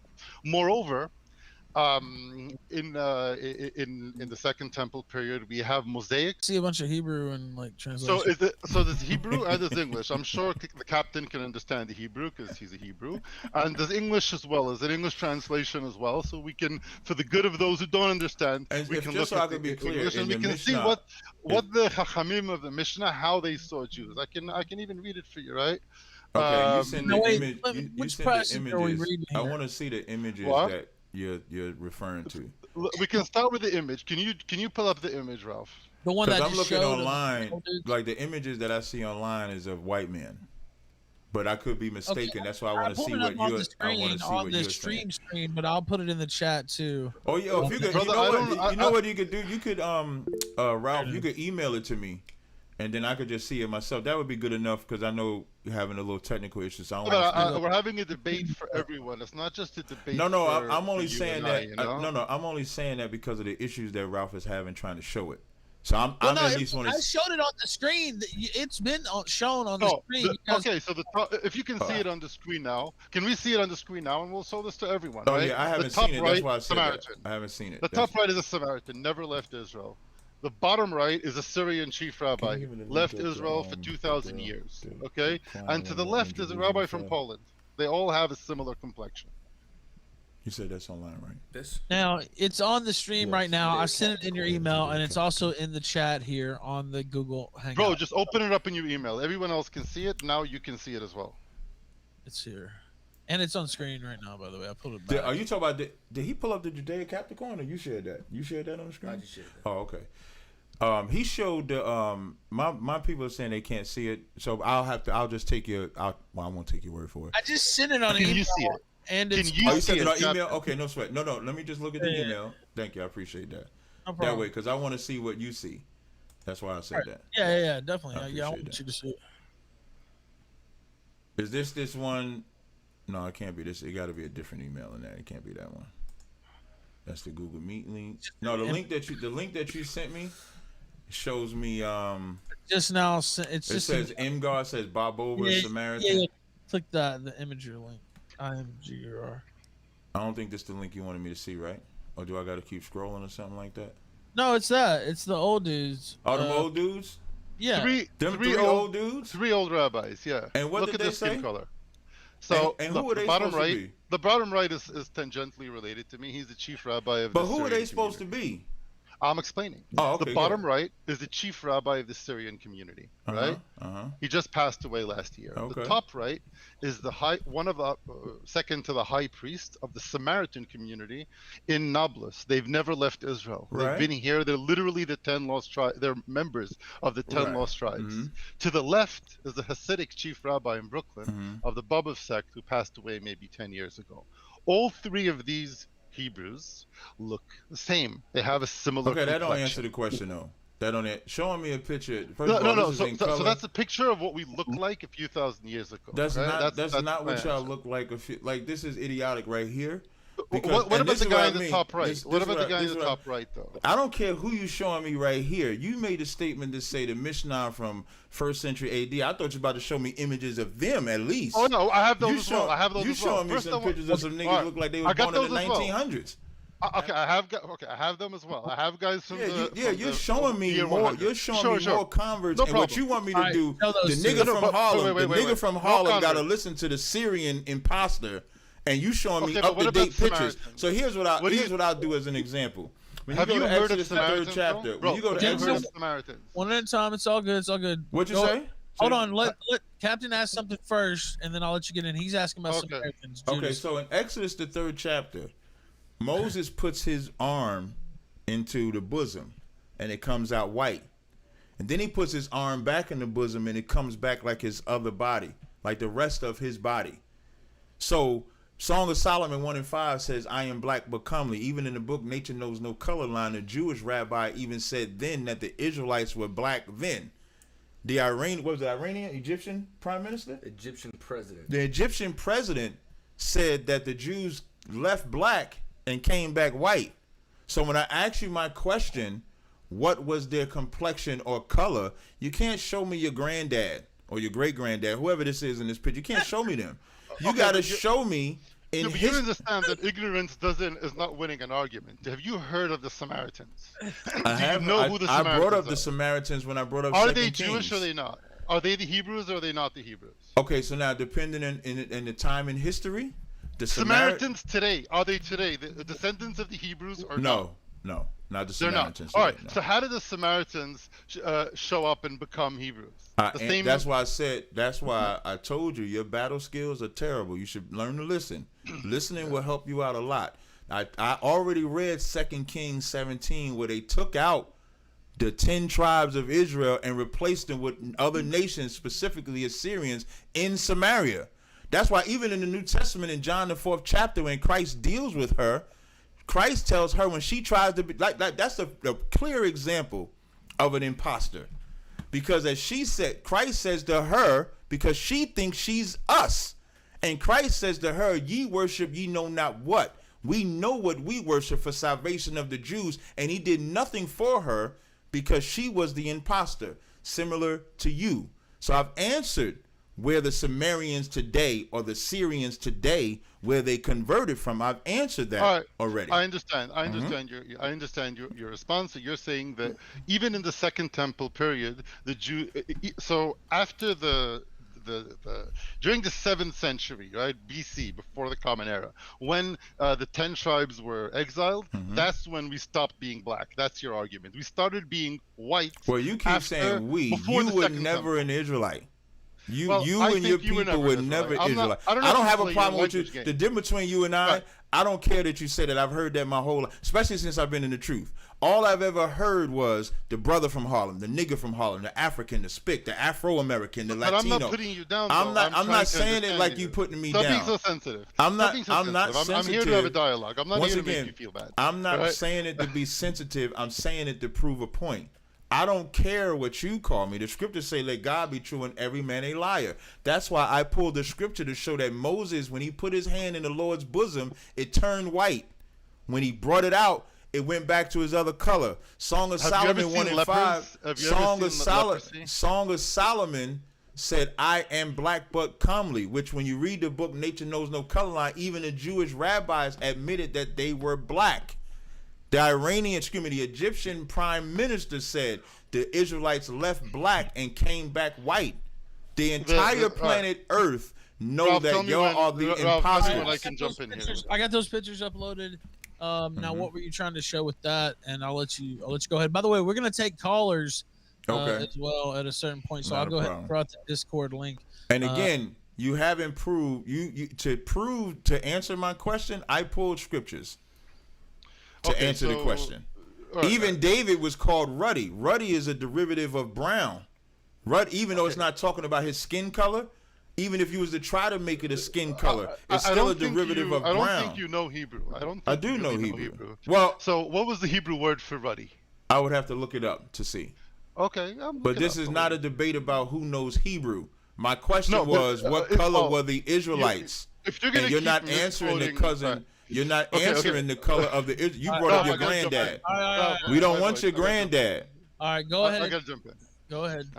I don't want your granddad. Okay, I just posted a few more pictures. Okay, I'm hoping we can add them up. I hope everyone else can see. These are mosaics from the 1st century. Synagogues in Israel, even after the destruction of the temple. These are the mosaics of biblical characters. Okay, one is. Can you send them to me? Because I don't know. I don't know what's up with the stream, but I would like to see the Maccabees. Same color as the rabbis I posted. Same color as the Samaritans. I don't see any. And before you interrupt, I want to respond to what you said about King David. I don't see any one of your Oh, complexion I think I'm really. seeing it now. That's you putting Even that though up? you're quite light to me, I'm sure you have That's you some putting white in that up? there as well. That's you putting Some that up? race mixing going on. But I think that if you look at the pictures of mosaics of how Romans saw us, so back then they saw us as light-skinned people. Here you got mosaics of the Roman period. Um, Regarding King David, I'm asking you, since I've studied the Bible every week in Hebrew, Right, right? right, As my right, father did, as my right, grandfather did, as his grandfather did. I right. didn't make it up in You know, in the 1969. Old I didn't Testament, read this. Jeremiah No 16th chapter, it interruptions. said y'all No, would don't inherit interrupt me. lies. I If can you read that no more scripture for you interruptions. too. No more interruptions. I'm making a I can statement, read right? that scripture too. So You don't deserve I've that been respect raised because you didn't unlike give it some in the people in beginning. this screen. Hmm? Ralph, can we? For this to go on, this has to be Look at the moderated because crybaby. I don't yell. Just come on, go ahead, speak. We can hear you. Go ahead. All right, I'm willing to subject myself to being muted when he speaks, and then I get No muted, problem. and he I gets tell muted you when I what. speak. So what I'm gonna do? Ralph, you want to do that? No. So what I'm gonna do? See, I did this in the beginning where I didn't interrupt you. It was No, only you when you. didn't. Yes, I I don't did. like If being. I anybody, don't like.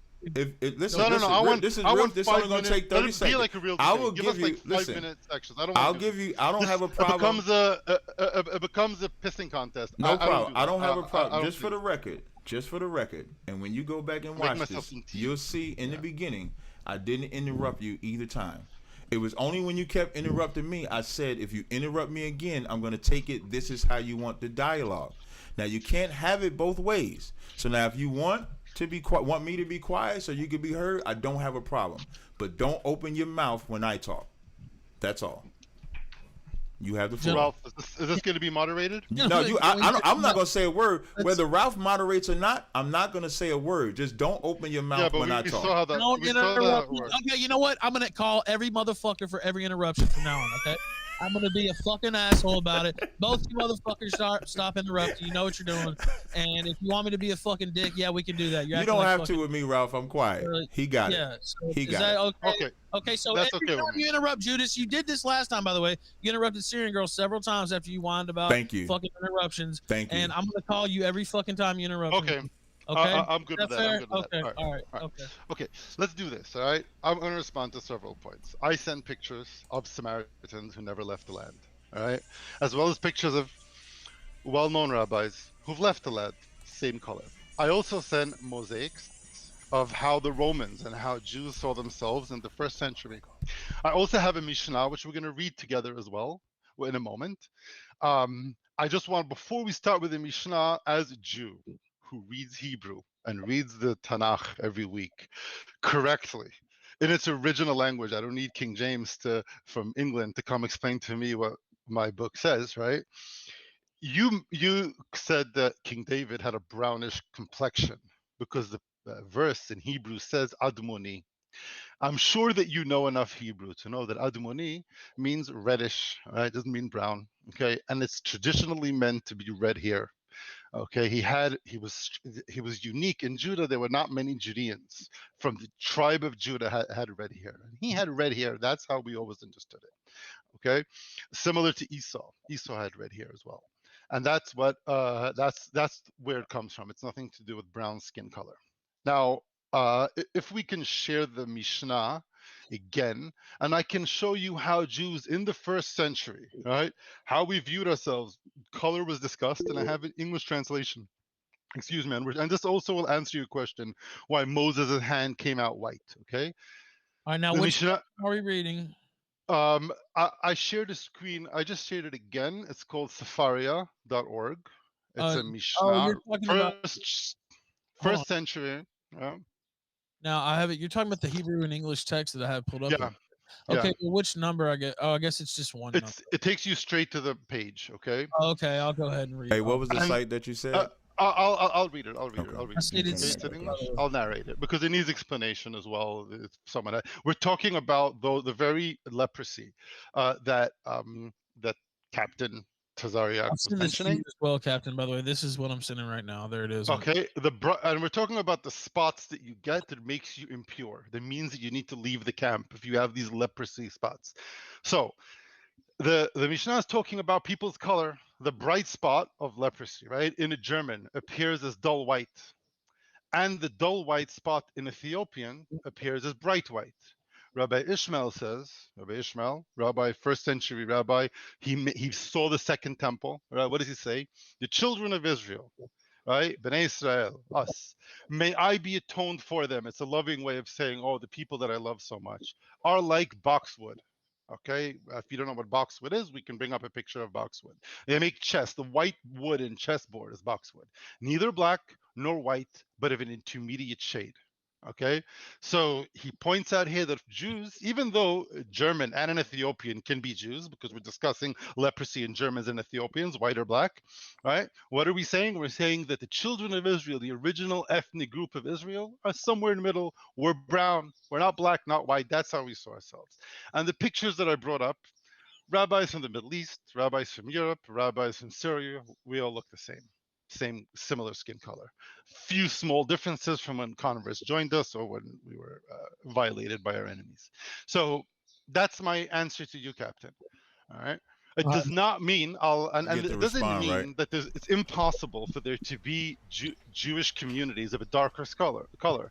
It's been thousands of years since we left the land. It happens. People evolve. It's okay. It doesn't mean that it's impossible that some of the slaves may have been Jews. I don't know about it, but I'm willing to hear you. I get suspicious when you turn to me and tell me that I'm an imposter, because that's what makes me think that maybe there's something fishy here.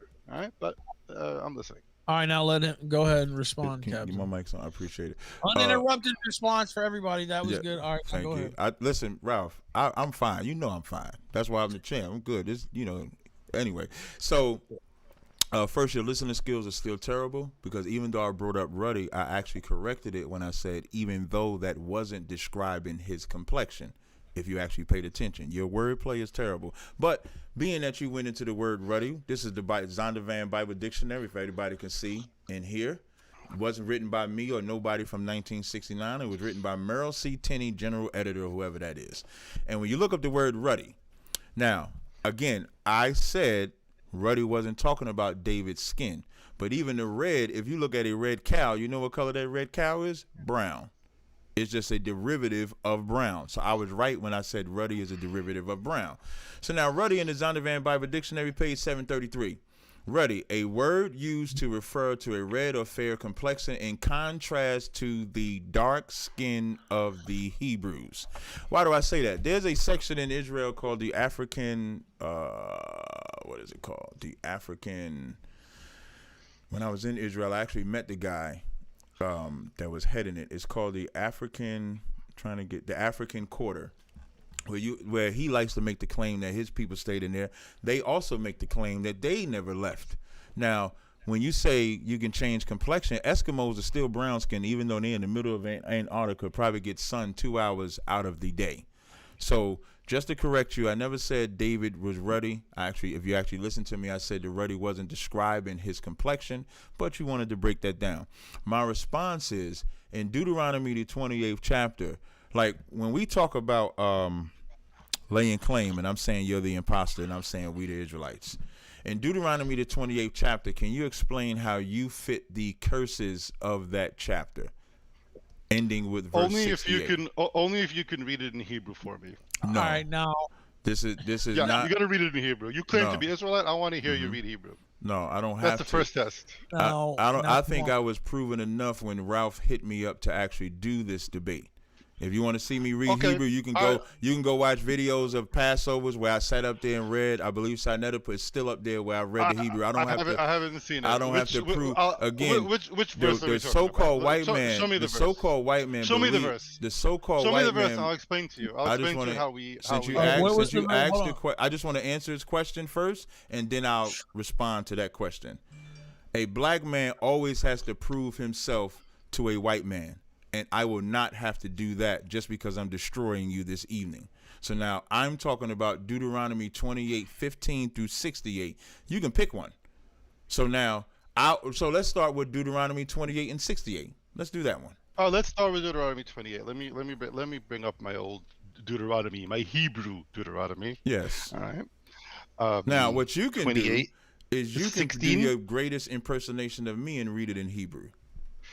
I don't need to do an impersonation of you because actually I wouldn't insult my ancestral language. Oh, so you don't I want? wouldn't. Yeah. So I you don't want don't. to offend my language by butchering it the way you guys do. Right? It sounds like you gonna butcher. So then haven't- you can't read it then. I'll read it in Hebrew. Oh, go ahead. But Do not your best. Do correctly. your best I'm not Tazaryach scared to read my impersonation, and you language. read it in Hebrew. I'm not the one here that's scared Yeah. to read the Bible in Hebrew. Go ahead. If there's someone in this group that doesn't need to prove himself and therefore Mm-hmm. insists on reading it in white man's Right. English, well, that says something about your claims to being original, but Right. I'll leave it to Now you. wait, is this Deuteronomy 28? You said? Yeah, 28 verse 68. That's correct. Okay, I'll go ahead and pull it up in English on the screen. But yeah, go ahead. Good. All right, 68. It's 28, right? 28. Yeah, Deuteronomy, chapter 28 verse 68. verse 68. Okay, all right. I'll scroll down some. Let's see here. There it is. Turn There my it mic is. off for a second. Okay, I'll see it.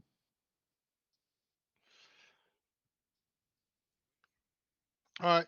So the Deuteronomy in chapter 28 is a list of curses of things that might happen to the Jewish nation if we violate the covenant with God. Right. And the extensive list of curses, not every single one not every single one happened in the exact same way, but these did. All right, what does it say? Jews, if we're going to violate the covenant with God and we're going to worship idols, we're going to get defeated in wars. We're going to suffer starvation. We're going to reach levels where we're going to be sold into slavery, loaded on ships, and sold back to Egypt.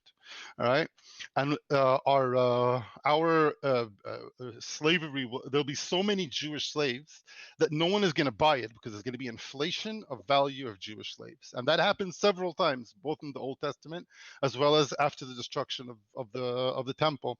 The first temple was destroyed by the Babylonians. They sold Jews into slavery all over the world. Okay, but that was nothing compared to the Romans, which you can see in Josephus and in other historians. The Romans sold Jews for slaves. They were being sold for the price of dinner in a nice restaurant. That's how many were sold, and they were loaded on ships. And many of them reached Egypt, and many of them reached not Europe, but let's say where Spain is today. All right, many of them were sold to Romans. Many of them were gladiators. And yes, we were sold into slaves as a result of violating our covenant with God, as the Torah says. And I'll read it for you in Hebrew since you didn't want to. Right? And what does it say? It says, "V'heshivcha Adonai Mitzrayim bo'oniyot b'derech asher amarti lecha lo tosif od lir'ota u'tmakartem sham lo'ivecha le'avadim u'l'shfachot ve'en koneh." And yeah, we read this all the time, and unfortunately, this happened. What's your question exactly? Oh, wait, let me read that in English. Hold on, let me read that in English for the podcast gang. I'll read it here. Deuteronomy chapter 28, verse 68. And the Lord shall bring thee into Egypt again with ships, by way whereof I spake unto thee. Thou shalt see it no more again. And there ye shall be sold unto your enemies for bondmen and bondwomen, and no man shall buy you, as the verse in the King James Version. Go ahead, Captain. So pretty accurate. how do you fit Deuteronomy 28 and 68 was my question. I just explained it. No. What Deuteronomy 28 and 68 says, you shall see it no more again, talking about our homeland. Yet you lay claim to the homeland right now. So where does it say? I'm sorry. Can you show me where in Deuteronomy it says we don't see the homeland? First of all, you butchered. Now again, Ralph, I don't have that problem. He do. That's what I mean. You see how he interrupts. It's but okay. the minute I start, I don't care, Ralph. You know I don't. But the minute I start interrupting him, he gonna cry like the Syrian girl. We gonna call him Syrian girl tonight. He a Syrian too, so we gonna nickname him Syrian girl. I think I've nicknamed everybody on this show. What was the other guy? The Halsey Cost was the last guy, the last Jewish guy. So we're going to call him Syrian girl. I just nicknamed him. Halsey Cost, Syrian girl. All right, okay. So now, I'm going to go ahead. So now, first of all, you butchered your English version of the Hebrew because the scriptures don't say these might happen to you. That's not what the scriptures say. The scriptures say that all these curses shall come upon you. It didn't say some of them. It said... No. Only if we violate the covenant. And you did, and we did. We did violate the covenant. Why do you think? And this is what I mean when I don't think you really know the scriptures at all. You know we violated because I started off showing 2 Kings. Why did the northern kingdom even get kicked out of Israel if they didn't violate it? Why did Israel fall as a nation in 70 AD if they didn't violate it? Because when you read the first, when you read the how first, did I not answer your question? because you asked me a question in the middle. So unlike you, I know how to battle, so I can hear your question in the middle. So I will answer your question as I'm finishing making my statement, because I'm skilled at this. You're not. So when you read the first 15 verses, it's the blessings, being above all nations, which we would have when we were winning. That's why we won when we went to get the land. So now, when Deuteronomy 28 and 68, it said, ye shall be brought into Egypt. Again, that word Egypt, that name of that land is Mizraim or Tazaryach. We would say that in ancient Hebrew. The word Egypt means bondage. So when it says ye shall be brought into Egypt again, it's talking about being in bondage again. When it says ye shall... But that happened, though. That happened to us. It happened. Matter of fact, it happened before the transatlantic slave trade for sure. Yeah, But this particular... problem, because this particular slavery said, ye shall not see it again, meaning our homeland. There's one race of people that claim to be Israel that are not allowed to live in Israel. And that's us, the real ones.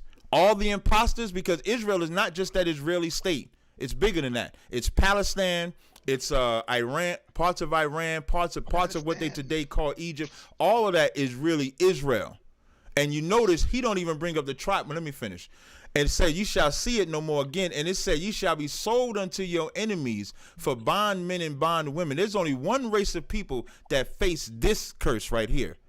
And that's the blacks, Hispanics, and Native Indians in the transatlantic slave trade. When Christopher Columbus came over to America, was the start of the transatlantic slave trade.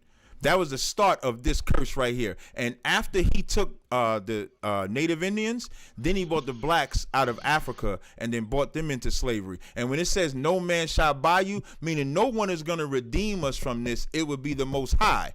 But who redeemed y'all? They had a World War II, a World War I, World War II, where they fought for your freedom. Because Hitler, because y'all wanted to be black. Now, I know you don't claim this part of white people, but I'm gonna lump all y'all in just for this statement. Now, so Hitler said, oh, y'all want to be black, let me stick them in the oven and show them what they really is to be black. And so the world fought for y'all. America fought for y'all. Britain fought for y'all. And then they divided Palestine in half in 1948. So if the scriptures say no man shall redeem you, but we know that a foreign nation redeemed y'all, how could you fit Deuteronomy 28 and 68? I can explain that. Please.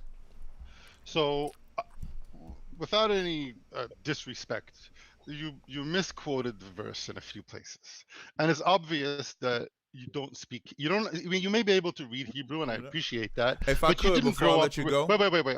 No, I just want to add one caveat. I said if I could. You don't have to let me. I'm asking you if I could.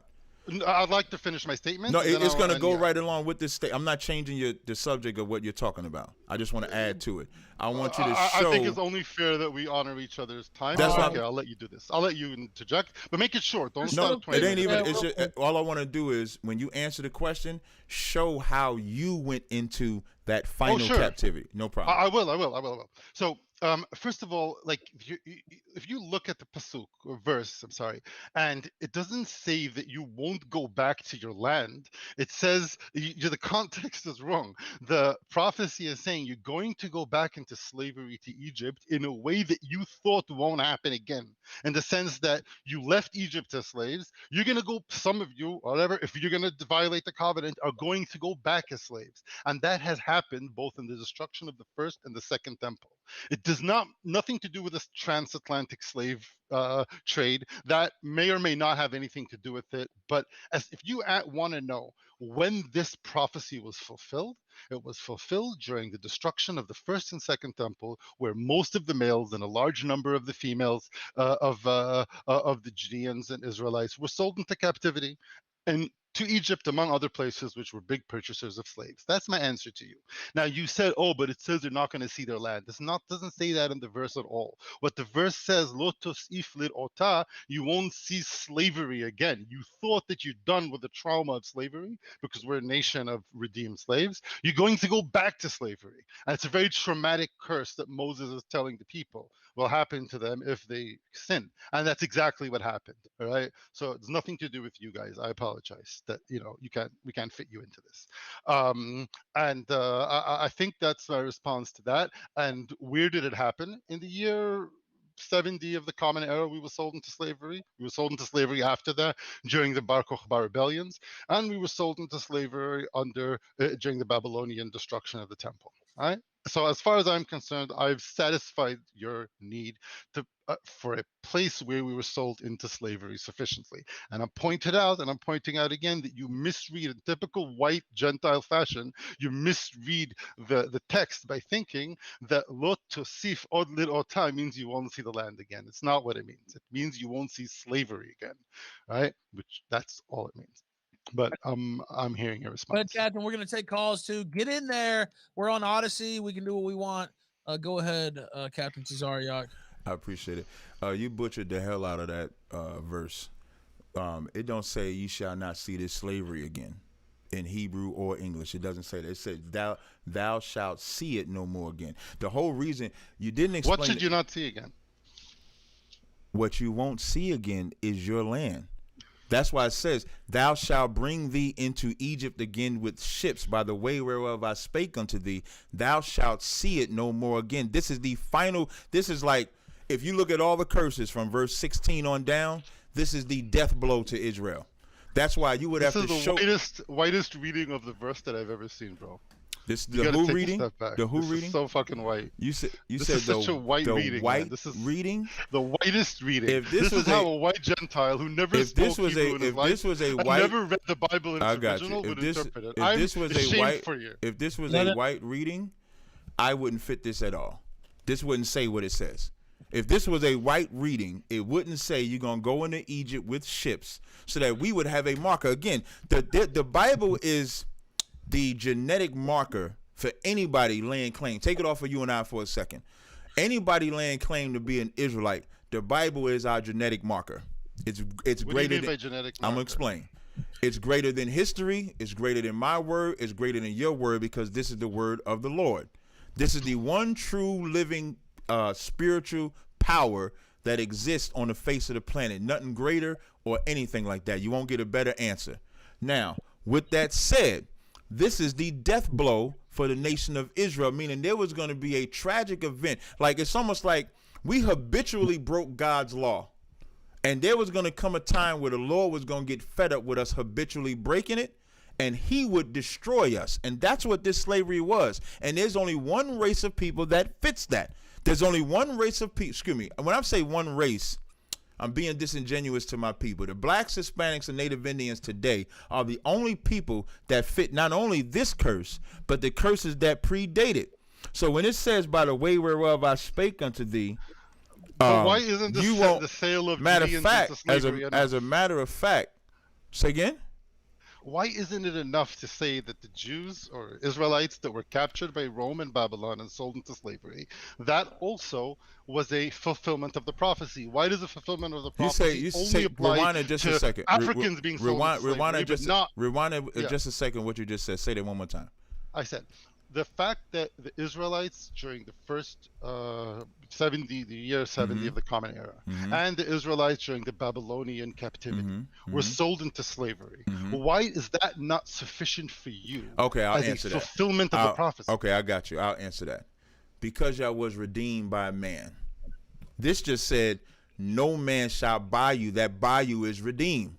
No man was going to be able to get you out of this condition. Just like but you realize that buy doesn't mean redeem. Buy means to buy you as a slave. No, it doesn't. About the slave market. Hey, I'm gonna tell you saturated. something. I'm gonna tell you something. When you say that, that's unlearned, because it says you shall be sold for bondmen and bondwomen, and no man shall buy you. So you can't be sold and nobody buy you at the same time. Of course, that's exactly what happened. No, it's not. You're on the market and no one's buying. I tell you what, for you guys, for you imposters and your version of history, That's probably what happened. But we were sold for bondmen and bondwomen. We were put on auction blocks. Give me 5, give me 25, give me 35. Got a strong young black buck right here. We were sold just like this. And so when it says for bondmen and so I'm sorry, let me answer your question. You said, why couldn't that fit y'all? Because y'all was redeemed by a man. Y'all didn't free yourselves. Y'all didn't free yourselves. Y'all didn't free yourselves. When you read in the Old Testament, the Lord says, as I delivered y'all out of Egypt, I deliver y'all out of here again. So now the same way they was redeemed out of Egypt was not with the assistance of a man. Even when Hezekiah tried to get help from what's the king? Tahaka. Even when Hezekiah tried to get help from Tahaka, the Lord checked him on that and said, why you go to them when you come to me for your redemption? But the Americans fought for y'all. The British but the fought Americans for y'all. didn't exist during the Second Temple. I'm not talking about the slavery. You asked. You said what?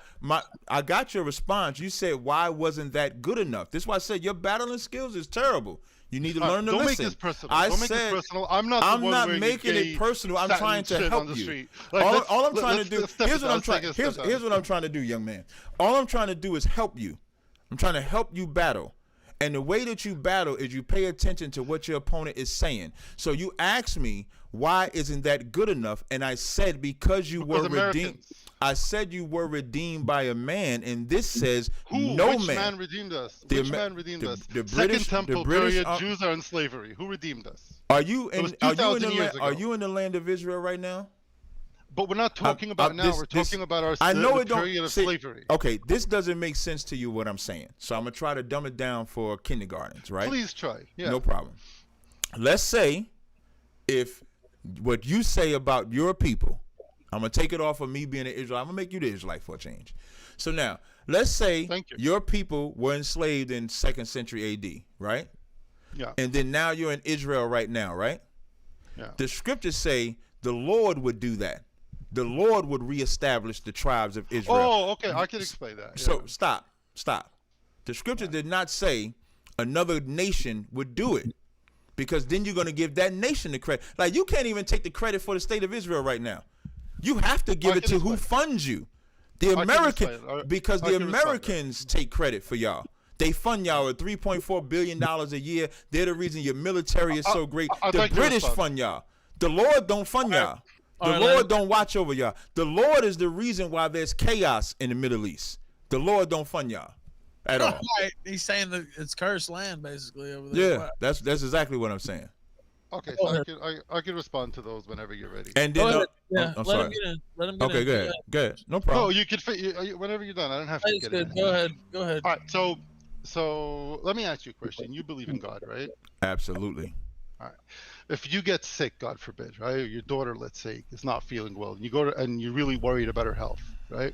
And you go to the doctor, and you get medicine, and she gets cured. She feels better.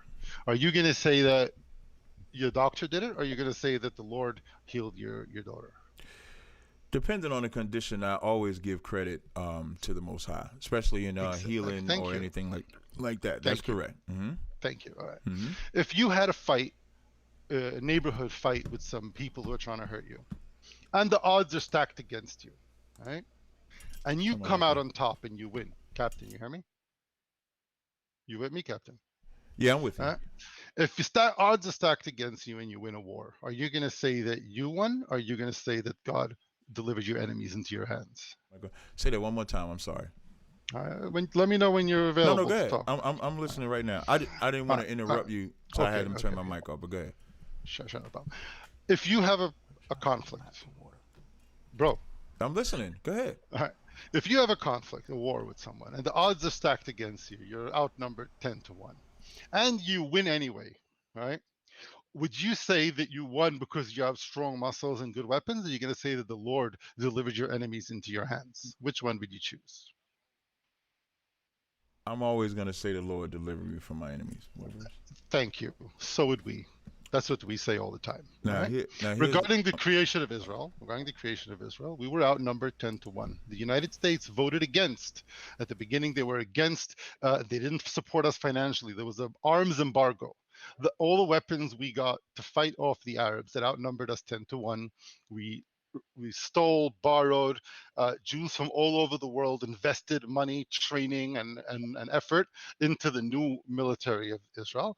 And we consider it a miracle that we came back to our land, as the prophets all predicted, that we will miraculously come back to our land. As far as we're concerned, the military victory of 48 is a fulfillment of prophecy. Not only is it a fulfillment of prophecy because the victory was a miracle, the fact that people came from the Holocaust emaciated, sick, and they managed to form an effective military without any help from the outside world. We only got help later when the United States saw that we're a strong presence in the Middle East and we're more stable than all of the Arab states. They decided to bet on us. And that was a good bet that they made. They have good military bases here because of us. I think it's a good bet.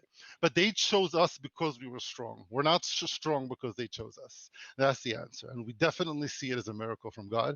And we thank God every day for this miracle. And I'm incredibly privileged to live in the land of my ancestors. And I believe that it's from God and it's not from man. The fact that men were involved and put their life on the line to make it happen does not take away from the miraculousness of our return. Okay?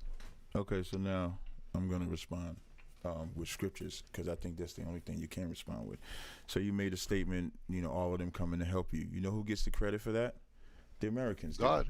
No. But Americans in 48, there was no Americans. He don't. In 48, Americans. Listen, they had a whole world war. They fought against, you guys were getting persecuted and destroyed by Hitler.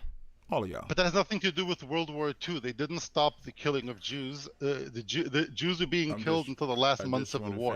Nobody was trying to stop the killing of Jews. They were trying to stop the expansion of Hitler. I'll let you do your whole You're making a revision of history here. I'm not making a revision of history. I'll let you do your whole little diatribe about who you give credit to. You give credit to the Lord or to the doctor. I listen to all that shit. So now, in the book of Judges, this is what I mean. The verse didn't say. The verse clearly said, no man shall redeem you. Said the Lord would redeem you. The Lord never used another nation to free his people. The Lord tore them other nations up. I'm going to read a few scriptures. In Micah 4:3 it says, and he shall judge among the people and rebuke strong nations afar off, and they shall beat their swords into plowshares and their spears into pruning hooks, and that nation shall not lift a sword against nation, neither shall they learn war anymore. This is Micah 4:3. If that was of the Lord putting y'all in that land, y'all wouldn't have to still keep fighting and keep getting funded from another nation. When Israel was rolling with the Most High, they never needed help from another nation, period. That's why I brought up Hezekiah and Tazaryach. Hezekiah wanted to use Tazaryach. The Lord checked him on it. Now, when you talk about numbers, because that's what y'all had nations fighting for y'all. In Judges, the 7th chapter, and the 5th verse, it says, so he brought him down to the water. And the Lord said unto Gideon, everyone that lappeth of the water with his tongue as a dog lappeth, him shall thou set by thyself. Likewise, everyone that boweth down his knees to drink. And the number of them that lapped put their hand to drink were 300 men. But all the rest of the people bowed down their knees to drink water. And the Lord said unto Gideon, by 300 men that lapped will I save you. Those 300 men was all Israelites, and they went out and won the war. And you know what they would know? Just that analogy that you gave. That it was the Lord that did it, because there's no way that 300 men should win that war unless the Lord was with them. He never said in the future, I'm going to have these other nations fight for you. That's not what he said. Yeah, but don't think anyone fought for us. That's they did fight for y'all. No one fought. That's not World War II had nothing to do with us. World War II was a fight between European powers. That's not. Germany was trying to control European. Europe, and the UK wanted Listen, to stop. the Ashkenazi was persecuting them Germans over there, taking advantage, and Hitler and them had enough. And they fought against y'all. And the Jewish people in America,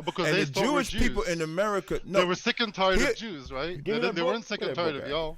No, they didn't call y'all the Jews. Yes, they did. No, they did not. They called y'all the imposters. Look on my screen. When you look on my screen, this is an excellent book called The Nazis World War II. This is an excellent book. They called y'all the bastard. That's what they called y'all. When y'all look at this book I got right here with the Hitlers, they showed the Orientals. They showed the Orientals. They showed the Negroes. They showed the Borders, and they showed the Hamites. What they got here? That hook nose. They call him the bastard. That's what they call them. But they still say They didn't call y'all. They didn't call y'all the Jews. They called y'all. They called y'all. Yeah. Genius. The imposter. The bastard. The bastard. That's what you. does it say to the left? That's you. You the bastard. Y'all are not. Listen, I can't help. Listen, I can't help it. I can't help. Listen, I can't help it. Put it back up. Put it back up. I can't help it. I happen to speak German. I can't help it that that word is bastard, and it's right next to you. No, but it said the Jew is the bastard. That's what it says. Because why is it saying the bastard? Meaning you're not the son. That's what it's saying. You have no connection to those people. That's what. This is what I mean. That's what Hitler's saying. And so because they was willing to when Hitler agreed, because they was are you willing saying that to Hitler doesn't call us Jews? Wait. Are you saying that Hitler won't he call called us Jews? y'all the bastard. Okay, can you put the because page back y'all up not again? Hold the page back up to the camera. Back up, to be fair. Put it back no up. problem. Put it back up. I want to quote the page.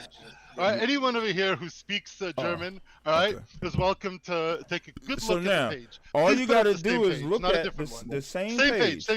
Same page.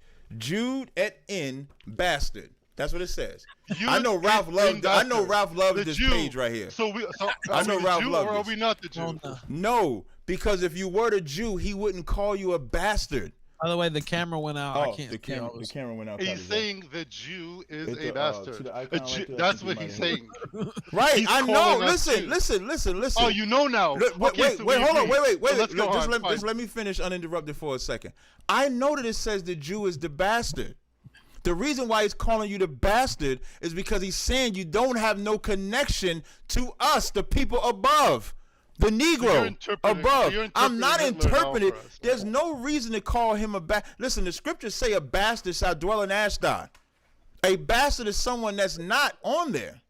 I'm sorry. I don't know. And that's what you guys are. I can't help it. And so to get back to my point, it said no. I just want to finish. I just want to finish. I appreciate it. To get back to my point, if that was divine intervention, it wouldn't be another nation helping you. It would be the Lord only helping you. There wouldn't be no fighting. You wouldn't have to divide Palestine in half. It's all Israel. You wouldn't compromise. The Lord never said compromise to get the land. Even when you go when Moses and Joshua and all of them was going to take that land, it didn't say, "Hey man, just take a corner of Canaan and leave Canaan to the couple of the Canaanites." Didn't King Solomon give a few cities to King Hiram? It didn't. It didn't say. King Solomon give a few cities to King Hiram? You're talking about something after rulership. I'm talking about when you take a land. When he told them to take that land, he didn't say compromise. You're saying territorial compromise doesn't exist in the Bible. I'm pointing out just one place where it does. You're not pointing out my point.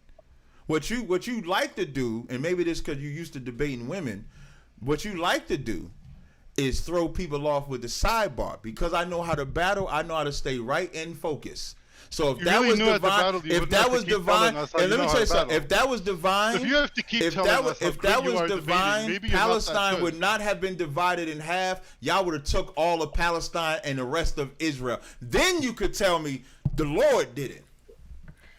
The Lord don't compromise. Now, Judas, and then we're gonna take some calls. I want to make sure we get a few calls in. Well, we can start taking the calls now if you want. I'll make a short response. Short response. Okay, short response. Right. He needs some help. Get him some water, something. So, that tea. You might want to get you some coffee or something with that. What was that? I said you might want to get you some coffee instead of tea. Wake up a little bit. I started with coffee and now it's tea. All right, listen. If you were such a great debater, bro, you wouldn't have to keep saying I'm a great debater. All right. 2, I'm not really trying to defeat you in a debate. Mm-hmm. I'm trying to have a dialogue with you. And here's one point I'll bring up. Was King Solomon's reign divinely ordained? King Solomon's reign was the succession of his father. So correct. So that's a legitimate reign, right? Yeah, legitimate reign. That's correct. Okay. Now, if you look at even in your white person's Gentile English translation, he wasn't white, but if you look at Kings 1:9-11, right? No pun intended. First Kings or Second Kings? First King, Kings 1, 9, 11, chapter 9, verse 11. King Solomon gives 20 towns into Galilee to Hiram, the king of Tyre, because Hiram had supplied him with cedar and juniper and gold that he needed for the temple. Right. So territorial compromise is not something that doesn't exist in our history. It's not something that doesn't exist in the Bible. It doesn't mean I want to give the Palestinians anything. I'm right wing. I don't want to give them nothing. But if we made a final agreement and we had to make deal with and give them a few cities and live at peace with them, I would be fine with that. If they really wanted peaceful coexistence, I would be okay with that. But that's a side point. I don't think that that's a real argument that if it was from the Lord, then you can't have compromise. King Solomon was willing to compromise. The second point I want to make out to you is that as someone who, I think you do spend a lot of time reading the Tanakh, I mean, at least in the Goy English translation. And I think that you could recognize that throughout our period, the Israelite period, most of the time we were not following the covenant with God. We were not really monotheists. We were worshiping idols. We were corrupt. Even in the time of King Solomon, corruption began in Rehoboam and in the following kings, right? There was a lot of corruption, a lot of idolatry. And therefore, when the covenant is broken, bad things happen. Israel today is still the same Israel that was back then. And unfortunately, as of today, Israel is still not really following the covenant. I'm not going to pretend that the state that I live in is following our ancient covenant with God. I agree with you that we're not, and I agree that we should. I don't agree that we're imposters. All right. It doesn't mean that you're an imposter. I didn't see any evidence yet, but if you produced actual evidence that you're one of us, you'd be accepted as a brother. But as long as you sit there in the streets with your gay satin robes and performative symbols and insignia and yell in the street that we're not who we've always been and you're the real us while reading from English translations and mispronouncing Hebrew, it's hard to take you seriously. I'm trying. I'm giving you a chance. So far, I have not seen any evidence. What I've seen is a claim.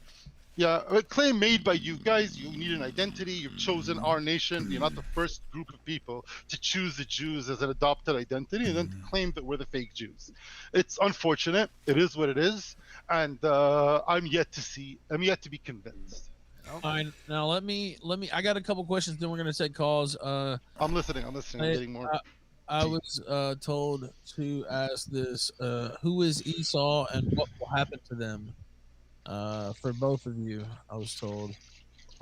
What about that, I Captain? think you need to get some water. So for us, Esau is I'll read it from the Bible dictionary. So Esau is what today would be the Caucasian race or the Europeans or the so-called white man. So there's 2 points of to note. Esau's name was changed to Edom, and so I'll read the Bible dictionary of what will befall him in the end time, so nobody won't think I'm wishing any evil to happen to these people. So now Edom, and when you read the book definition of Edom, which is Esau, so I'm gonna start in the beginning. So it says Edomites. It says the nation and its people who were descendants of Esau. Which is the white man that exists today. And at the end of it, it says Edom figures predominantly in the prophetic scriptures as the scene of great future judgments. She is the only neighbor of the Israelites who was not given any promise of mercy from God. So she's the one race of people that won't get any mercy from God. But that's the white person. Like we say so-called white man because really by race or nationality, they would be what you would call Edomites or Esau. So that's the white man today. Now, what would you say to that, Judas? Esau was the brother of Jacob, right?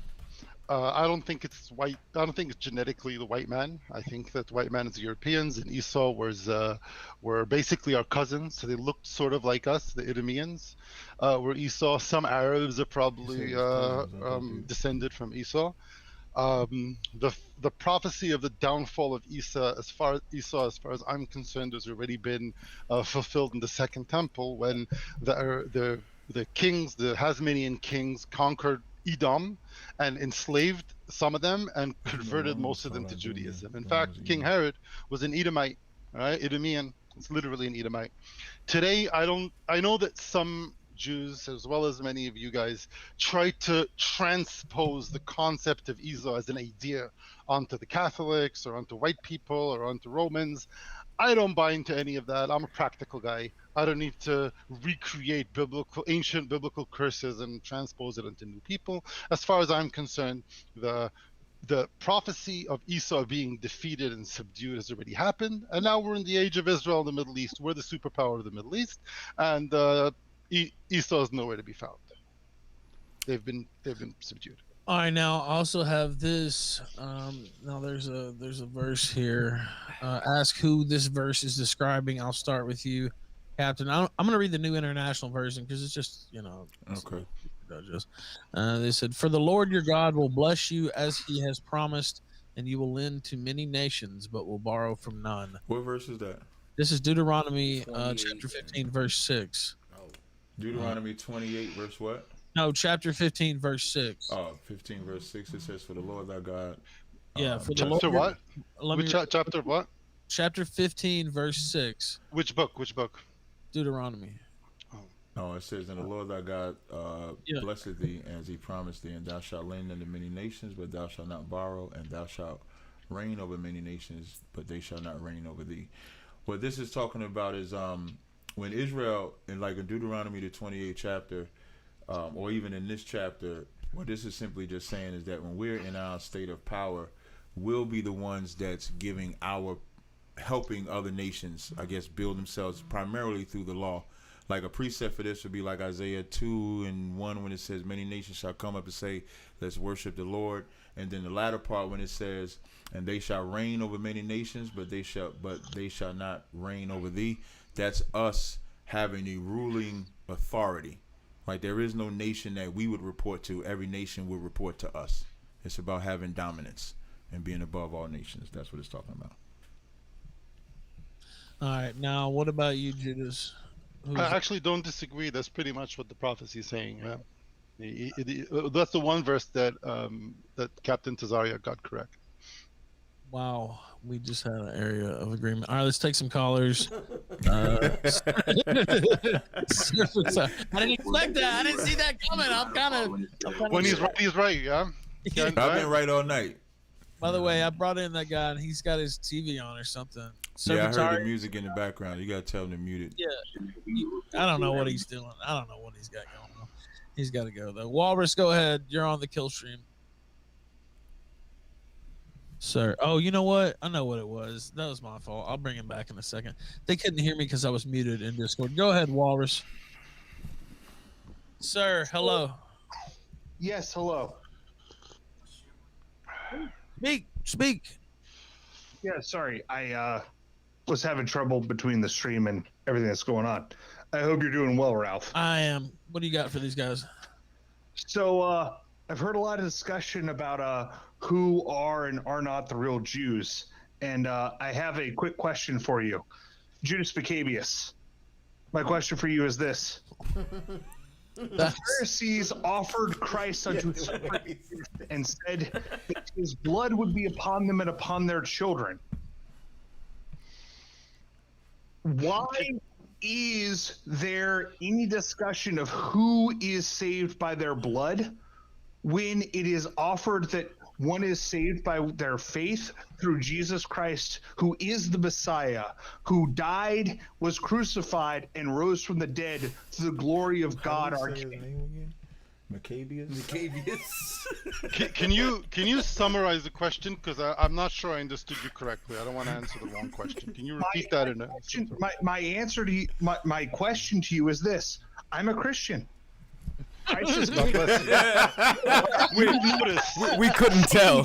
Idea, yeah. Just Why about does something came. Honor and serve him. Why are you spending all this time arguing about who is the rightful blood of Abraham when you aren't saved by your blood? You were saved through the faith in Jesus Christ.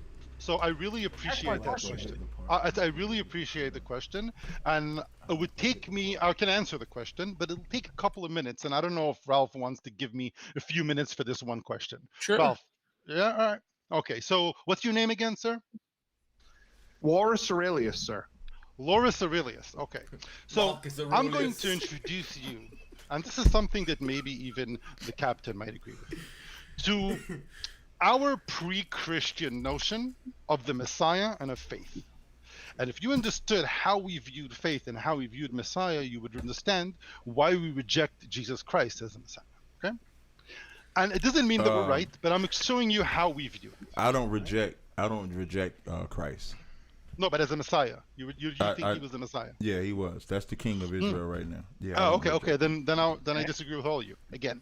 So my explanation is as follows, Aurelius, that faith is in God alone. And faith in God, the God of Israel, is an angry, jealous God. He doesn't allow us to worship anything else or anybody else. The worship of any intermediary between us and God, in the traditional Hebrew sense, was viewed as idolatry. So if some Jewish rabbi comes and says, yeah, we believe in God, but I'm the only path to God, even if he offers us miracles and even if he does all sorts of tricks and whatnot, we get very suspicious when somebody claims to be the focal point of worship. If we need to pray to them or pray to saints or pray to angels, we Jews have always rejected any idea from Jews or from Gentiles of people claiming to be an intermediary between us and God. I'm not asking you to convince me otherwise. I'm just introducing you to how we see faith. To us, that's the cornerstone of all faith. Now, regarding the Messiah, for us, the Messiah is not magic Superman that comes down from heaven and tells us that he's Messiah. For us, and our understanding of Hebrew scripture, as we've been reading it for thousands of years, in order for one to be the Messiah, he needs to fulfill a certain checklist of things. Among them, rebuilding the temple, returning the exiles, defeating our enemies, bringing peace and love into the world. If he doesn't do those things in the checklist, all of them, then he can claim to be the Messiah, but we're not required to believe in him. Faith in him would be against faith in God. If Jesus, see, I'm not even talking about Jesus, but think of Jesus as a paradigm. It doesn't make a difference if it's Jesus or some other Jewish guy, right? If somebody comes and claims to be the Messiah, we're going to be suspicious right away. First, did you rebuild the temple? Did you defeat the enemies of Israel? Are you a leader? Oh, you're not? So when you do those things, you can come back and make a claim. It's a fulfillment of a prophetic checklist. That's all it does. And that's why we've never accepted Jesus as the Messiah. And we don't accept anybody who wants us to change the law, to not follow the Torah. And that's why faith to us is not faith in Jesus, but only to God alone. Hey, can I respond to that? But did I answer your question, Aurelius? Well, I would like for Captain Tazaryach to offer his response before I appreciate that. All right, So Walrus, I'm gonna have to move on. I'm not gonna. Mine's won't be as long. I don't know if you want to have him listen online or whatever. Well, go ahead. I'll let him stay. I'll let him get a quick response. Yeah, no sweat. When everything he said is the proof that they're false because they're living in a land that they say was divine, but when you compare it to the scriptures, it doesn't match. When he also said that they don't worship, when he also said that they don't worship a man, that's also a lie. When you go to 1 Chronicles 29:20, it says, and David said to all the congregation, now bless the Lord your God, and all the congregation blessed the Lord their God of their fathers and bowed down their heads and worshiped the Lord and the King. That's in your book. Second thing, when Moses was given, when the 10 Commandments was being said, which verse is that? Which verse? 1 Chronicles 29:20. They worship the Lord and the King. So you're a liar. The second thing, didn't worship the King. It says they worship the Lord and the King. That's what it says. Pull it up. I didn't interrupt you when you gave that whack. I didn't interrupt you when you gave your whack diatribe. This is what I mean. So anyway, so now also we listen that before Christ came, we listened to a man. We did everything according to the mouth of Moses. Why? Because the Lord was speaking to all the children of Israel when he was giving the 10 Commandments. And as they see in the thunder and lightnings, what did the people say? Moses, you go talk to the Most High and we'll listen to you. So to say that we don't listen to a man to go to the Most High, that's a lie. Because everything we do that comes out of this book is from a man, including Christ. And when Christ reigns as king, every knee shall bow. There won't be a knee up on the planet Earth. Every knee will bow to our King, Yahweh Shah Mashiach, just to answer your question. Let's add one thing. Yeah. Just real quick too, right? He wants to turn around and say as to why they don't follow Christ. This is the real reason why they don't follow Christ, because they're following the Ashkenaz tradition that was started in 740 AD when the Khazarian Empire, who they descend from, converted. You understand? So now, once again, when some chieftain Khazars discovered Judaism, they were intelligent enough to perceive that it was in some ways the parent religion of both Christianity and Islam. Judaism presented a solution to the Khazarian geopolitical problems, meaning what? By them being able to deny the New Testament and the Quran, they would have to stay away from Byzantium, which was a Christian empire, and away from the Quran and the Muslims, so they could maintain a state of neutrality. They deny Christ because that's the traditions that the Ashkenaz started. That's the Right. answer. Now, Walrus, thank you, man. Real quick, you got something to say real quick. All I was going to say is a final question is, if this is the case, if the Jewish people have been so reticent to affirm a man as the Messiah by the ideas that Judas put forth, why is it that there were a number of men who claimed to be the Messiah the Jewish people readily followed, which ultimately led to the destruction of the Second That's good. Temple by the Roman Empire? That's a good question. And they followed them in mass revolt and mass slaughter of Roman citizens in order to attempt to fulfill this, and got fucking rocked. by Okay, the so Roman Empire. that's a. The point was It's a good question. It's a good question. I can respond. So there's one there. You, Walrus, thank you. Ralph, I'll respond. When we had one incident like that, where you had a name Simon Bar Kokhba, who was a Judean hillsman. There's depictions of him, by the way, on different mosaics. Captain Tazaryach, guess what complexion he is? I don't know, Right? man. You knew probably all gonna lie conservatives. about it. You probably gonna lie about it. This guy, he didn't claim he was Messiah. You know what he did? He claimed that he can defeat Rome. And he wiped out like 2 legions that were stationed in Israel at the time. And many people thought, okay, if he can defeat Rome, then maybe he's going to be the Messiah. But they didn't look at it the way pagans look at it. Oh, this guy's magic came down from God. They looked at him as a military leader that has potential, military potential to defeat Rome. When he lost the war and got slaughtered, right, they said, okay, apparently he's not the Messiah. So that's just what it is. That's how we always viewed it. Now, you can be butthurt that we don't accept your modern, like, Gentile interpretation of our Hebrew scriptures, but we're not bound by it. We don't have to follow your interpretation. We have our ancient interpretation. We don't go along with fake. We want. If I could dumb that down, if I could even make it simpler for everybody, Moses was a Messiah. Joshua was a Messiah. A Savior is always, like the scripture, the Lord said, I am the Lord thy God, there is no God beside me.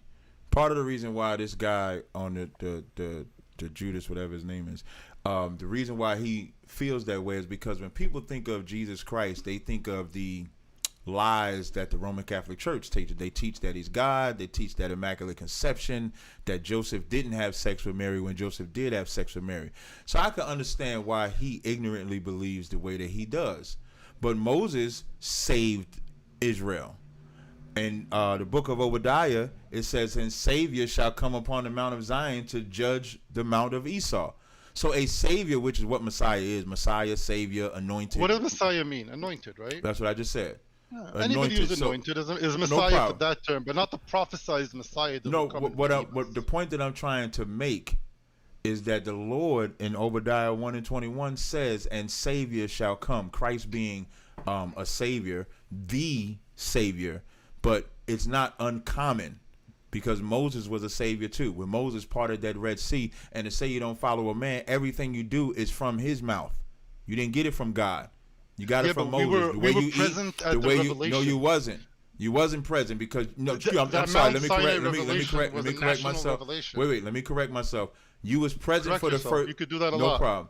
The first 10 commandments. The first 10 commandments was said in front of everyone, but then the rest of them was only said to Moses. Correct. And they didn't hear it because while they was up in the mountain, what was we doing? Making the golden calf to go back to it. To go back. So, we trusted Moses to bring the law, but it wasn't because of Moses. We didn't trust Moses. It was the God. We did not trust Moses because if we did, we'd have waited for him.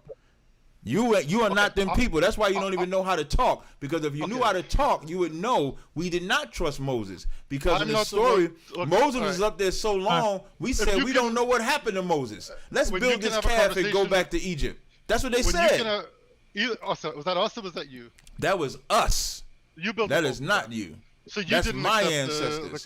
That's my people. Not mine. You were the ones trying to be me. Okay, so let's have a conversation. Well, I thought we was taking calls. Of your ancestors. No.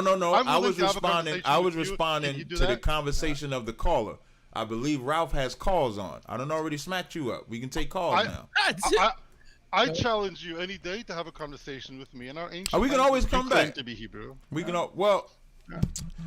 See that whole proven thing? Yeah, this guy's not proven. I'm willing to do that. That whole proven thing. Israelite. I am an Israelite. That whole let's talk in the Israelite language. The language, speaking of language, is not going to prove either one of us is an Israelite. And this is a tactic that white people do to black people to try to think that they're superior. But you can't. I thought you're not black. I thought you're Israelite. I also said black is a blanket term, just like Hebrew Israelite. You got to learn how to battle. You got to learn how to battle, young man. I can teach you. Apparently, you need to learn Hebrew. I can teach you that. I know Hebrew. I just know how to be superior because what white people like to do is make us. That's what you started when you said the guy from Harlem, because you don't respect niggas that know stuff. But I know shit, and I don't have to prove. I don't have to prove my criteria. My criteria is that I'm the only one that accurately broke scriptures down. That's why I pulled them all. I pulled how they worship the Lord and the King. I can give you the Hebrew word. It's not a. What you speak English? Okay, now here's how I'll cut you in that. The Lord said in Isaiah, "In another tongue will I speak to my people." So whether I speak English, Spanish, Chinese, Japanese, Arabic, or whatever, the Lord prophesied because we would be scattered that I would have to speak in a different language. You don't even know that. How do you not know? How do you not? So like, let's say if I spoke Hebrew, Shema Yasha Allah Yahweh Allah Haya Nawa Yahweh Akkad. Asha Ayan. Now let's say if I spoke Hebrew, now what? I would have to stop your mouth. I would have to translate what I just said. So because the scripture said, "In another tongue will I speak to my people," I don't have to justify myself to you. My dominance and superiority is the information.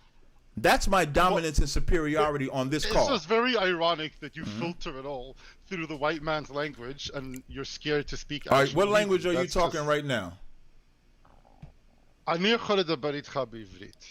know what that Yiddish that you speaking. That's not Hebrew. Because you don't know Hebrew. No, that's Yiddish. Because you don't know that's Hebrew. Yiddish. That's from Germany. Even the German postcard that you brought up, you didn't understand. No, it's in the I speak both English, German, Hebrew, and Aramaic. No, you speak Ebonics. No, even to say you speak in German, even to say you speak in German Hebrew, is not the real Hebrew. What I said, what I said when I spoke ancient Hebrew, I spoke biblical Hebrew when I said what I said. When I spoke Hebrew, that's real Hebrew. I just spoke it. Hebrew? Yes, I just spoke it.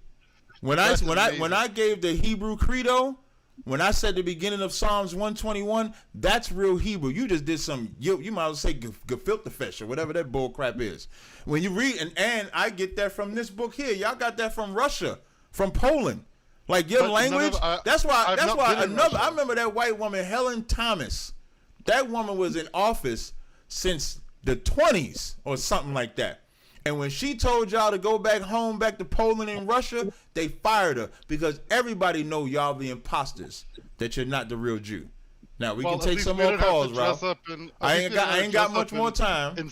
We can take some more calls and yell in the streets how we're the real Jews. Listen, none of that. Everything that you said, you're still not a Jew. Waving swords. I can have a sword. I can have my headpiece on that I got right now. I can have my shield of David. You still ain't a Jew. You think if you were really Jewish, you would need to do all this performative bullshit? What performative bullshit? You have not proven anything on this call. Nothing. I don't need to prove who I am. I've been who I am for thousands of years. Then what you come here for asking? You've discovered this identity in the last 50 years. And that's because you're right. I just discovered who I was. And that's because bastards like you took it from me. And so now we make it our mission to take it back from you. Yes, you are. Yeah. Yes, you are, because you're the fathers of the transatlantic slave trade. The so-called Jew is the one that funded the slavery that separated me from my ancestors to where we have to struggle with being called black, Negro, nigger, spick, wetback, You were sold Mexican. by other Africans. No, we You were was sold not. by us. I'm not African. Africans were enslaved. I'm not African. Bro, Every dark-skinned person, every dark-skinned person is not the same. Identity. East Indians have skin color too. You know, they're not African either. Every Yeah, but you're not dark-skinned East race Indian. is not African. Yeah, but you're not East They're Indian. not. I'm the only Israelite on this call. You're not. Okay. Yeah, What you're the tribe you Israelite. from? What tribe you from? Yehuda. No, you're not. No, You're not. I am. Where's the If tribe you of were, you Ephraim wouldn't at? need to pretend. Where's the You tribe wouldn't of need to dress up. Where's the You tribe of wouldn't need to Ephraim dress at? up so ridiculous. Hey, where's the Look tribe at of your- Ephraim at? Where's the What? tribe of Ephraim? Where's the Mostly tribe of in Manasseh? Afghanistan. Look, No, they're most not. of You these don't know guys where are they at. Pashtuns You in don't Afghanistan. even know where they Neither at. do you. You don't know Well, where they you're at. gonna say that they're Indians from like the Plains Indians. That's ridiculous. At least I'm not. At least we're allowed to have You lost don't- you don't tribes. know. That doesn't mean that your claim is correct. The fact that they're lost tribes, as the biblical text tells us, and as all the historians tell us, does not mean that you are the lost tribe. I am. Okay. I am. I'm the only Alright, tribe on this call. Okay. You so the 13th you're- tribe, like Arthur Koestler said. If I've y'all not are seen any are evidence. the so-called Jew, there must all be you've got- 13 the Khazar tribes.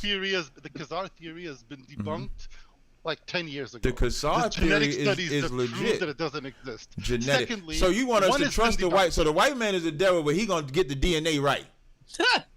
Okay, so Are you we kidding faked me? the DNA tests. Look, Why would I trust? So I got to go to a lab. So the white man took my identity, but he gonna give me my identity back.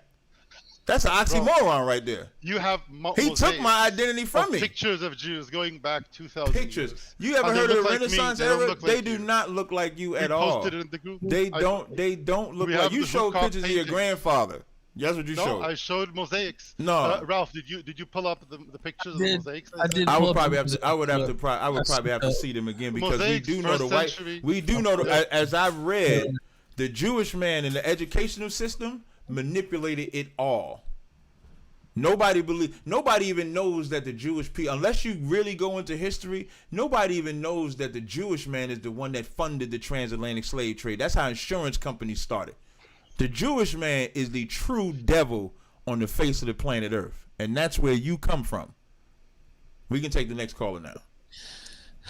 I did make the right call putting this on Odyssey, I think. All right, now let me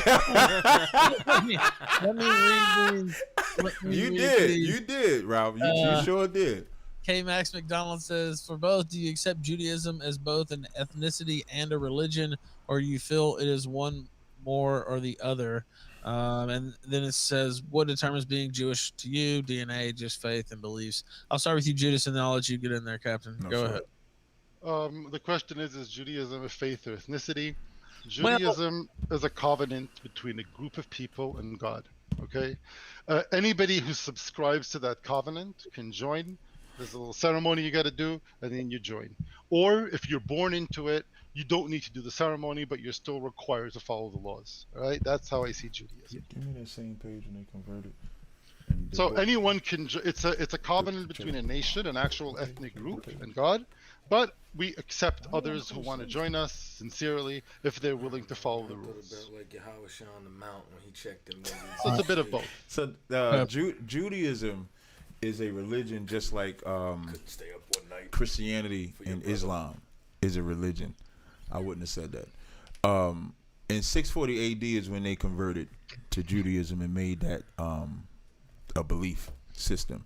That's why even he said you can convert to Judaism. Biblically, you are an Israelite if your daddy or if you come from the seed of Israel. There's no such thing as a spiritual Israelite or converting or anything. What about Ruth? Ruth was an Israelite that lived in the plains of Moab. That's where Ruth really? was. Yes. But Yes, why does it say she was a Moabite? Just like it said Elijah was a Tishbite, even though Elijah was a Levite.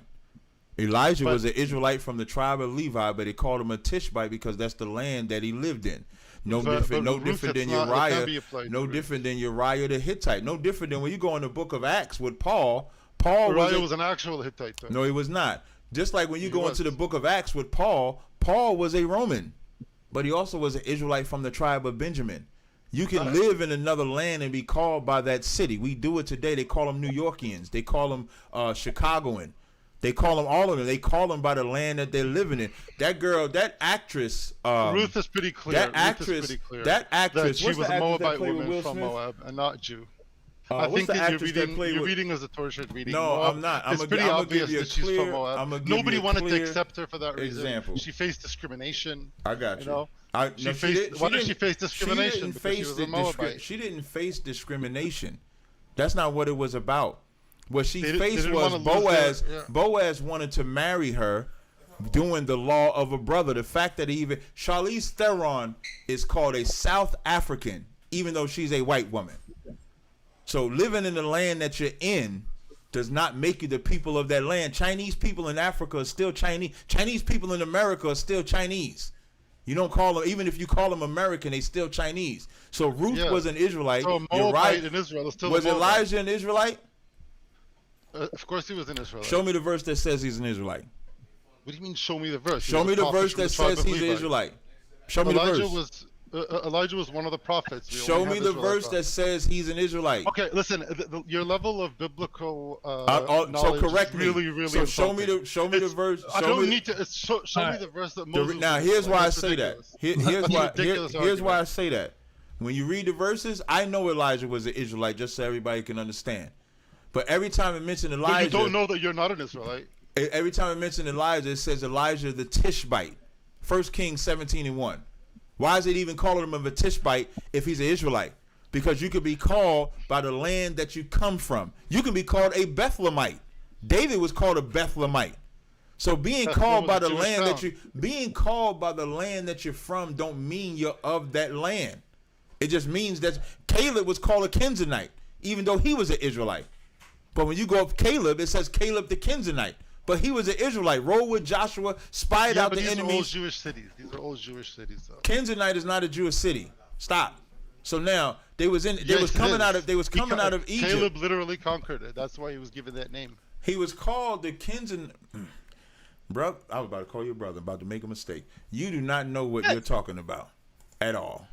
At least I can read it in Hebrew. I can read it in Hebrew. I just spoke Hebrew. I can read Hebrew. I just won't justify your. You won't do it credentials. because you know how ridiculous you sound. No, I won't do it for you. I don't have to prove myself to you. You sound like a clown. That's why you won't do it. Because you don't have the confidence. You taught yourself a language. You know, none of that works on me. Like how I'm able to rattle your feathers, you can't touch mine. That's why I can get you out of your comfort zone. You have not gotten me out of mine, and you never will. You can't. I'm very comfortable. No, you're not. No, you're not. You couldn't even say comfortable right just now because you're not. Because English is my fourth language and it's your first. Doesn't matter what it is. Even if you said it in your language, you stuttered. When I asked you what tribe you're from, you didn't even say that. You didn't even say that shit right. You stammered. We can take the next caller now. Studio Ikean says, "Shalom, my kosher brother, I'll say from Harlem is really sticking it to the so-called Jew. Mazel tov, Ralph. Beautiful debate." Thank you. I appreciate that. Where the future says Killstream #1. I appreciate that as well. Right about everything. Says Viva la Killstream. He also says Jew debate. It's a little insulting when he's a black imposter Jew. He thinks you're the imposter, so that's an anti-captain. No, that's fine. It's not how I thought white boys. Well, it's not how I thought White Boy Summer would start. 37 says Captain. That's true. I didn't really either. Godzilla 37 says, Captain, what are your thoughts on the Dunning-Kruger effect? I don't know what that is. I would have to be brought me. I can read the Wikipedia, but basically, stupid people overestimate their ability. I guess would be a way that they. You wouldn't know the Dunning-Kruger effect. It would take a lot of self-knowledge to understand the Dunning-Kruger effect for you. All right, now critical thinking says, Judas, I enjoy your showing on the kill stream. However, you have to understand what blood sports is. You don't get to interrupt every 2 seconds, then demand the floor for yourself. Hope to see more from you, he said. Oh, he sounds disappointed. K-Max McDonald says, for both, what is your view on Jesus Christ? Is it the traditional view that he was just a prophet and not the Messiah? what is your view of the Islamic prophet Muhammad? Now we talked about a little bit about Jesus, so you can weigh in a little bit more on that too if you want. But Prophet Muhammad. What was the question? What is your view on Jesus Christ? Is it the traditional view he was just a prophet and not the Messiah? Oh, I'll make it simple just for time's sake, because I think we kind of hammered the whole Messiah Yeah, thing. We just believe he's the Messiah. He's the king. That'll make it simple. Okay. Judas, you talked about a little bit too. I don't have anything to add about Jesus. You asked about Muhammad. Look, what do I think of? He asked, what do we think about Muhammad? Yeah, he asked Muhammad too. Oh, Muhammad's a imposter. The Quran is toilet water. If you want to get you a good fire started, you took that Quran, that fire will burn better than anything on the planet. What? Go ahead, Judas. All right. So even though we have a conflict with Muslims at the moment, I have respect for the Islamic civilization, and I do not hate the Quran. I don't think it's divine. I don't follow it, but I don't think it's impossible for God to reveal himself to different civilizations and different languages and in different ways. The fact that Muslims are monotheists, when the Old Testament says God is only for Israel, there is no other God. No, take it easy. Take it easy. I'm just surprised you said that. Yeah, so surprises. I think that it's okay for different Does civilizations. God think that? Can I finish my statement? Oh, don't be so touchy now, man. Come on. I think that it's possible. He interrupted all night. I think it's possible for there to be multiple revelations, and I think that the Quran. I don't think it's a revelation. I don't know. I don't judge them, but I don't have any hatred for the Quran or for Muslims for being Muslims. I respect the fact that they're true monotheists, and I'm fine with them as long as they don't attack me. If they attack me, they'll lose. But as long as they don't attack me, I have no beef with them. That's the truth. Meanwhile, he's reporting live from a bunker. There were a couple of Infinite Slick contributions earlier. I'll read those after because they're not really related to this. But thank you, Infinite Slick. I'll shout that out. I see CGI Seagull said, "Thanks everybody for amazing show." Question for Judas and the Captain: do you have any theories about the present day location of the Ark of the Covenant, or was it destroyed? You want to take that first? I know you're so skilled at the Bible. Regarding the Ark of the Covenant, no comment. All right. What about you, when you go in the book of Maccabees, I'm just trying to get the first chapter, First chapter, yeah. Not first chapter. Is it first chapter? It's first Maccabees, and I think the 5th or the 6th chapter. It's in there, and you go in the book of Maccabees in the 5th to 6th chapter. Jeremiah. I'm about to say Jeremy. Jeremiah. It's in is it in Mount Zion? Mount Moab. Mount Moab. When you go to the book of the Maccabees, you'll get that in there. That's where it's at. Well, that's where it's last recorded at. K. Max McDonald says, "Does Captain Tazaryach believe Israel is his holy land, and then who does it belong to?" Yeah, I do. That's why I went there and visited it. Israel. Now you dropped that casually into the conversation. Oh yeah, I did. It was actually great. I was out there for I took off for like 14 days because you got to get adjusted to the time zone because it's so pushed back. The flight is long as hell. So I was out there total of about 8 days. Visited everywhere. I plan on going back. But yes, that does belong to us. Now, will you hang out with Judas and have lunch? And You're invited. You're invited. Probably. I'll have you over. He might kidnap me. Y'all might not hear from me again. I'm gonna use your blood. Listen, that's what you like. Listen, you are bringing out the spirit because y'all eat and drink blood. That's what y'all do. Oh my God! All right, now he looks like he sells organs. Yeah, he look like he put some blood in that tea like drinking on the right black there. market. Green Danger says he got a liver in his freezer right now. Green Danger says ends in the chat. Let's go. Jeff TV says great content, very entertaining. Thank you for that. I got about maybe 10 more minutes, maybe. Yeah, I'm gonna rush through the callers real quick. Then we're gonna rest this up. We can see. Oh man, you know what? Lightning round. Go ahead, Dingo. Dingo. Remember this guy? Oh yeah. Dingo. Dingo, sir. Where you at, Dingo? Come on, Dingo. Come on, man. I think Dingo. I called him. I nicknamed him too, right? Didn't we call him Dingbat? Dingbat. Yeah. You did. Yeah. We had a with you and Dingo. Hey, so you should feel good, Syrian girl, because I nicknamed everybody on here. Now he just dropped out. I'll try him again. Dingo, can you hear me? We'll rotate him. You know what, Dingo? If you can't hear me, I'll try you again here towards the end. Dingbat, it might be hard for him to work that. Yeah. Juan Carmel, go ahead. Hey, what's up, buddy? How you doing? Doing great, man. Lightning round, go ahead.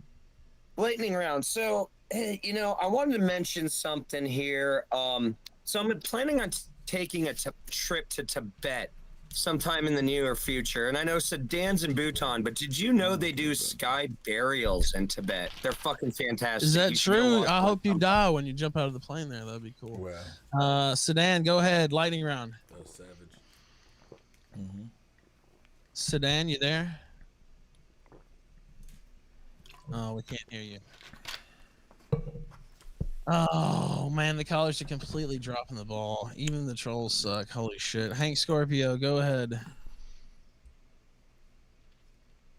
Hank Scorpio, are you there, sir? Wow, the callers. Holy shit. Wow, they're shining glory. Chris Stubbs, go ahead. You're on the kill stream. Hello. Why can't Yeah. Can you hear me? Yes, go ahead. Okay. Hey, I just want to say real quick, this debate just seems so pointless and misses the mark entirely. It's actually hysterical watching two supremacists argue over who has the right to be a supremacist. I mean, God, this itself must be proof of God to have such divine comedy. Hey, what's your nationality, if you don't mind me asking? I just want to say to Captain that it's ironic to pursue a religion of supremacy like Judaism, especially after being a race that was subjected to slavery, which supremacist Jewish-owned slave ships were the conduit which allowed black ancestors. Hey, what's your nationality, if you don't mind me asking? Which is what you guys cry about the most over here. And then to both you guys, I just want to say that you have the same exact persecution complex that Jews cry about being persecuted in the Holocaust, but persecute Palestinians today. And now black people cry about supremacy in the West while wanting to transition to Judaism to persecute everybody who isn't a Jew. And that's about all I have to say. And thanks a lot. Great show. Chris Stubbs, thank you. Go ahead, Captain, if you want to No, respond. I only wanted to respond if he was going to stay on. He just sounded like he was just getting it. I saw him tweet that. Yeah, all I'll say is that I'm not a supremacist. I don't think I'm better than anyone. Yeah, there's no way for a black man to be a supremacist. There's only one supremacist, and that's the suppressor that exists. Serpentarius, go ahead, lightning round. Thank you for having me back on, Ralph. You guys are missing the most important aspect of this entire debate, and that is your genetic origin. And you have a book in your hand called... We mentioned it. The captain said he doesn't believe in genetics. Michael Bradley. Willis Carto, Michael Bradley, and Stan Gooch all did heavy research into the Jewish Neanderthal link. Two of them were Jewish themselves. Yeah, the book that I don't know... Up to 15 Can you hear?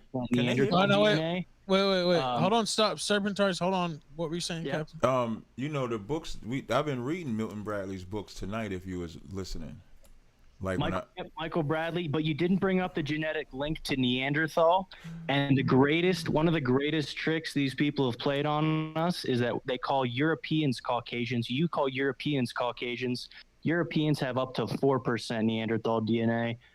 These people have up to 15. You look at their stature, their behavior.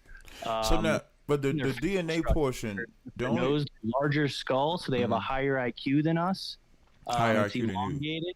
But we are different peoples. No offense to you. I mean, this is facts, but you have a lot of Homo erectus DNA. You have no Neanderthal DNA because you are of African descent. And this Esau versus Jacob thing is taught to Jews as a religious thing, but in reality, it is a interspecies.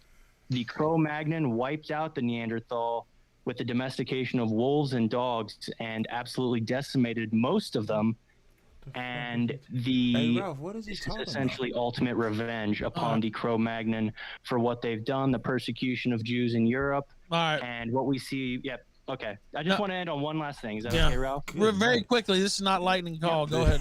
I'm sorry. Gave a whole diatribe. Migration into Western countries and the transgender LGBTQ agenda is meant to blot out the white population from the earth. It is eternal revenge for what the Cro-Magnon did to the Neanderthal. Thanks, Ralph. Have a good night, boys. Thank you, sir. All right, I haven't heard that one before. Dingo, can you hear yet? Can you hear me? Yes. Oh, Go there ahead. you go. Shabbat shalom, my niggas. What's up? All right. Dingbat, man, you ain't miss a beat, man. You ain't miss a beat, Dingbat. You ain't miss a beat. What's happening, Captain? Ain't shit, man. What you gonna ask us today? Don't worry, big guy. Listen, my question today is for that fake ass Jew over there, the one pretending, like the one sitting there with tape and Velcro, his yarmulke on his head. It doesn't fit like it does on y'all's. You know what I'm saying? Because y'all are the real Jews.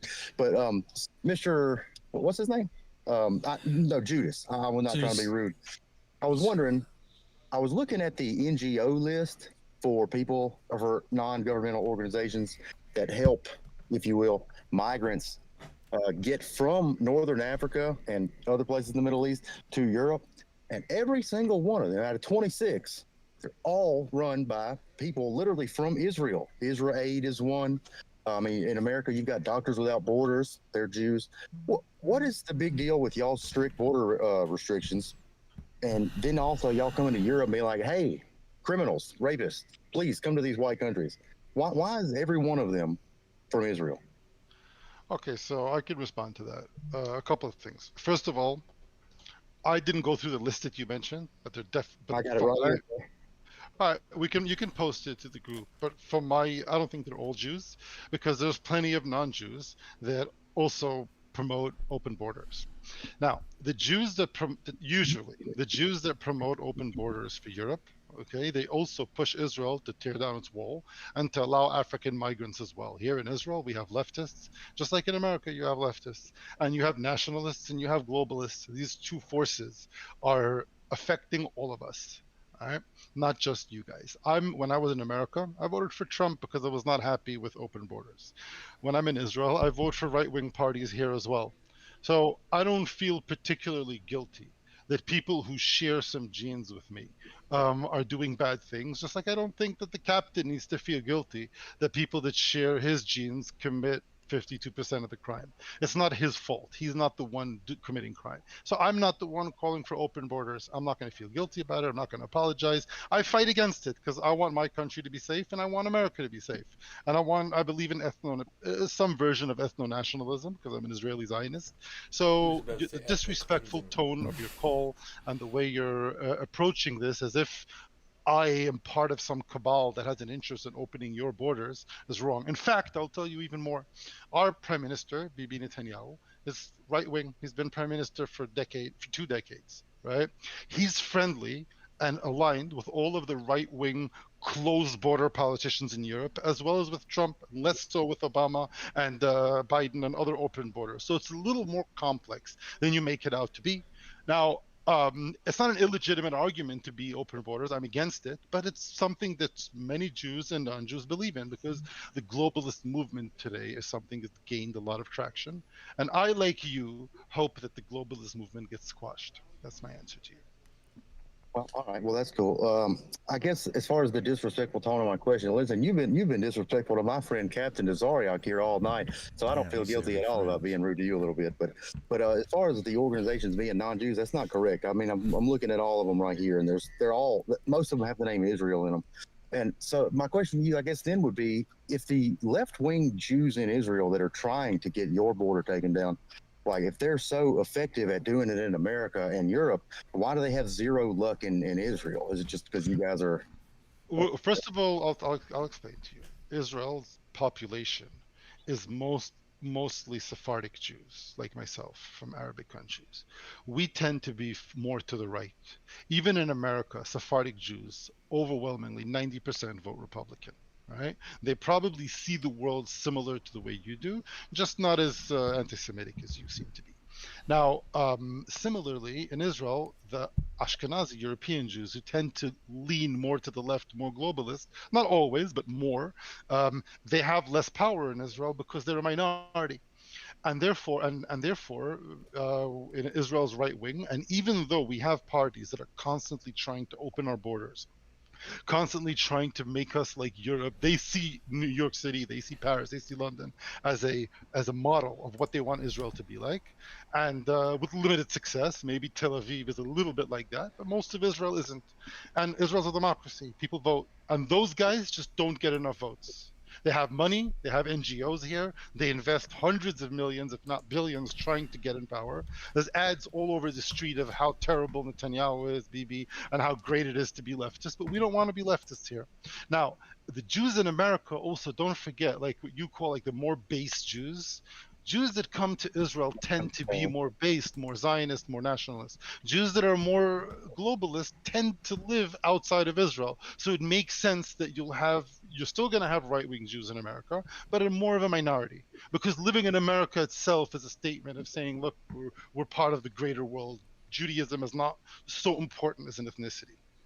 You know what I mean? Does that make sense? As everybody knows that white people are the real tribe of Israel. So as an actual Jew, right, I'm just playing about that. But let me tell you what I see from my perspective.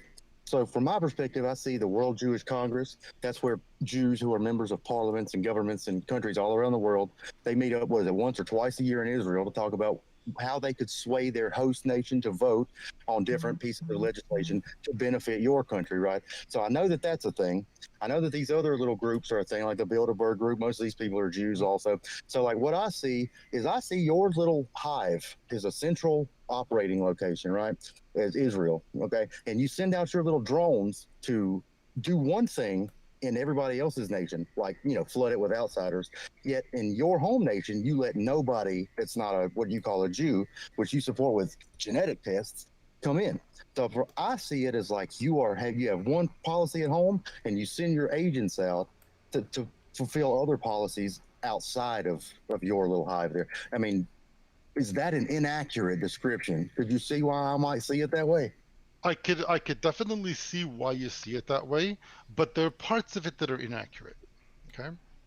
The part that's inaccurate is that you view us Jews, Israelis, as a hive mind that we all agree, and we don't. We have enormous conflict among us. When the leftists in Israel do manage to win elections, what do? They open the border, they put LGBT stuff everywhere, trans in the military, just like in America. And then when they get kicked out, then the right wing takes over and rolls that back. But it's a constant conflict. Oh, he cut mid sentence. Hold on, I think he's coming. Mossad got him. Oh man, they got him. I can hear him coming back in though. I think. Hold on. There, you're back. He's back. So go ahead. Okay, so regarding us controlling other countries, look, here's the part that I'll agree with you. Okay, there are all countries in the world. Nobody is completely isolationist. Every country tries to exert influence. The United States openly tries to exert influence on Israel. When Obama was president, he literally campaigned for the left-wing Labor Party in Israel to win against Bibi, and Bibi Netanyahu won anyway. So it's a mutual thing. Countries and leaders and politicians try to affect other countries, sometimes openly and sometimes subliminally. Israel is no different in the sense that we do try to affect other countries for our own benefit. I'm not going to deny that. Am I proud of it? Do I think it's a good idea? It's irrelevant. Everybody plays this game. We appear to be better at it or more effective at it, and I don't think we are, but we appear to be more effective at it because we have an enormous diaspora. Since we were exiled from Judea, right, there's Jews all over the world, and they have some sort of connection to Israel, so we can reach out to them. They form voting blocks, and we try to exert power, just like blacks in America try to exert power and vote for as a bloc for their own ethnic interests, and whites, I don't think they should do, but they should be voting for their own ethnic interests. So Jews to some extent do that, but then don't forget those same Jews, my friend, in America, for example, most Jews in America are pushing Israel to have open borders and to give the Palestinians land and to give up the states. So the fact that Jews all over the world are connected to Israel, that's not always a good thing. All right, Dingo, go ahead real quick. Yeah, Last I think I'm about to wrap it. Yeah, because I gotta move it on. No doubt, I'll make this short. Thank you, Dingo. Mr. Judas, there, you were wrong about the black and their crime rates, sir. I would appreciate if you didn't lie like that. They commit 52% of the murders. It's overall violent crime. It's like 70-something%. So please don't undersell it. Pork chop. Don't let the diabetes get you, you son of a bitch. Bye. All right, Baba Dingo. Yeah, I don't think I'll try one more caller. No, actually, no, it's about 12 o'clock. You gotta go. Yeah, it is yeah, really. I'm gonna wrap it up. I'm trying to force another one in there. Yeah, I know well, you I might bring on after you guys leave. Yeah, no problem. Captain, it was a pleasure meeting you, man. No, it was a good show. I always avoided you guys on the street because I was busy with the kids, but today we had a conversation. I see why. I see why you avoided us on the street. I'm too busy, man. Who has time for gay people in satin robes waving swords around? The only gay people are you guys. That's why y'all suck your son's penis on the 8th day. All right. That's why y'all do that. Less people do that than, 1 out of 5. Y'all do that. That's why your rabbis are sexually molested that's by why their your rabbis. Less than 1 out that's of why 4 your rabbis Jews give little boys herpes. That's why they do that. Because they sucking their penis. They shouldn't be doing that. That's why all of y'all look feminine as it is. The percentage of Jews that do that are lower than the percentage of Africans. It shouldn't be none. Your rabbi is supposed to be holy. They shouldn't be giving little boys herpes. You know what type of sexual deviancy? It's a very small minority. It's not a small minority. You shouldn't be sucking a little boy's penis in the first place. Well, Moses didn't do that. Moses didn't do that. Moses had a woman do it. Moses didn't even do it. Yeah. Moses had his wife do it. Okay, that was that's something. Yeah, that's how it's done. But gay men. So move out the way. I got it. People that just show me the penis. I'll put it in my mouth. That's gay men do that. That's what y'all do. I'm sorry. With that, hey Ralph, man, I appreciate y'all having me on, man. It was a great show. I'm glad we could end on friendship and brotherhood here. Yeah. Thank you, Captain. I appreciate it. Hey, no sweat, man. Anytime. Listen, I love the way you line them up, Ralph. I love it. Hey, we'll hear from you again. All right, no sweat, man. Y'all take it easy. Thank you, man. You have a good one. All right, you too. Judas, we'll hear from you. Hey, man, I'd like to thank. Is the mic still on? We still online? I'd like to thank y'all for coming out, man. These videos will be on the Patreon. I appreciate y'all joining me, man. We try to give y'all these little bonuses every now and again. What you think, Tazaryach? Not bad. Not bad at all. So we'll see y'all Thursday, man. Make sure y'all tune in. Shalom.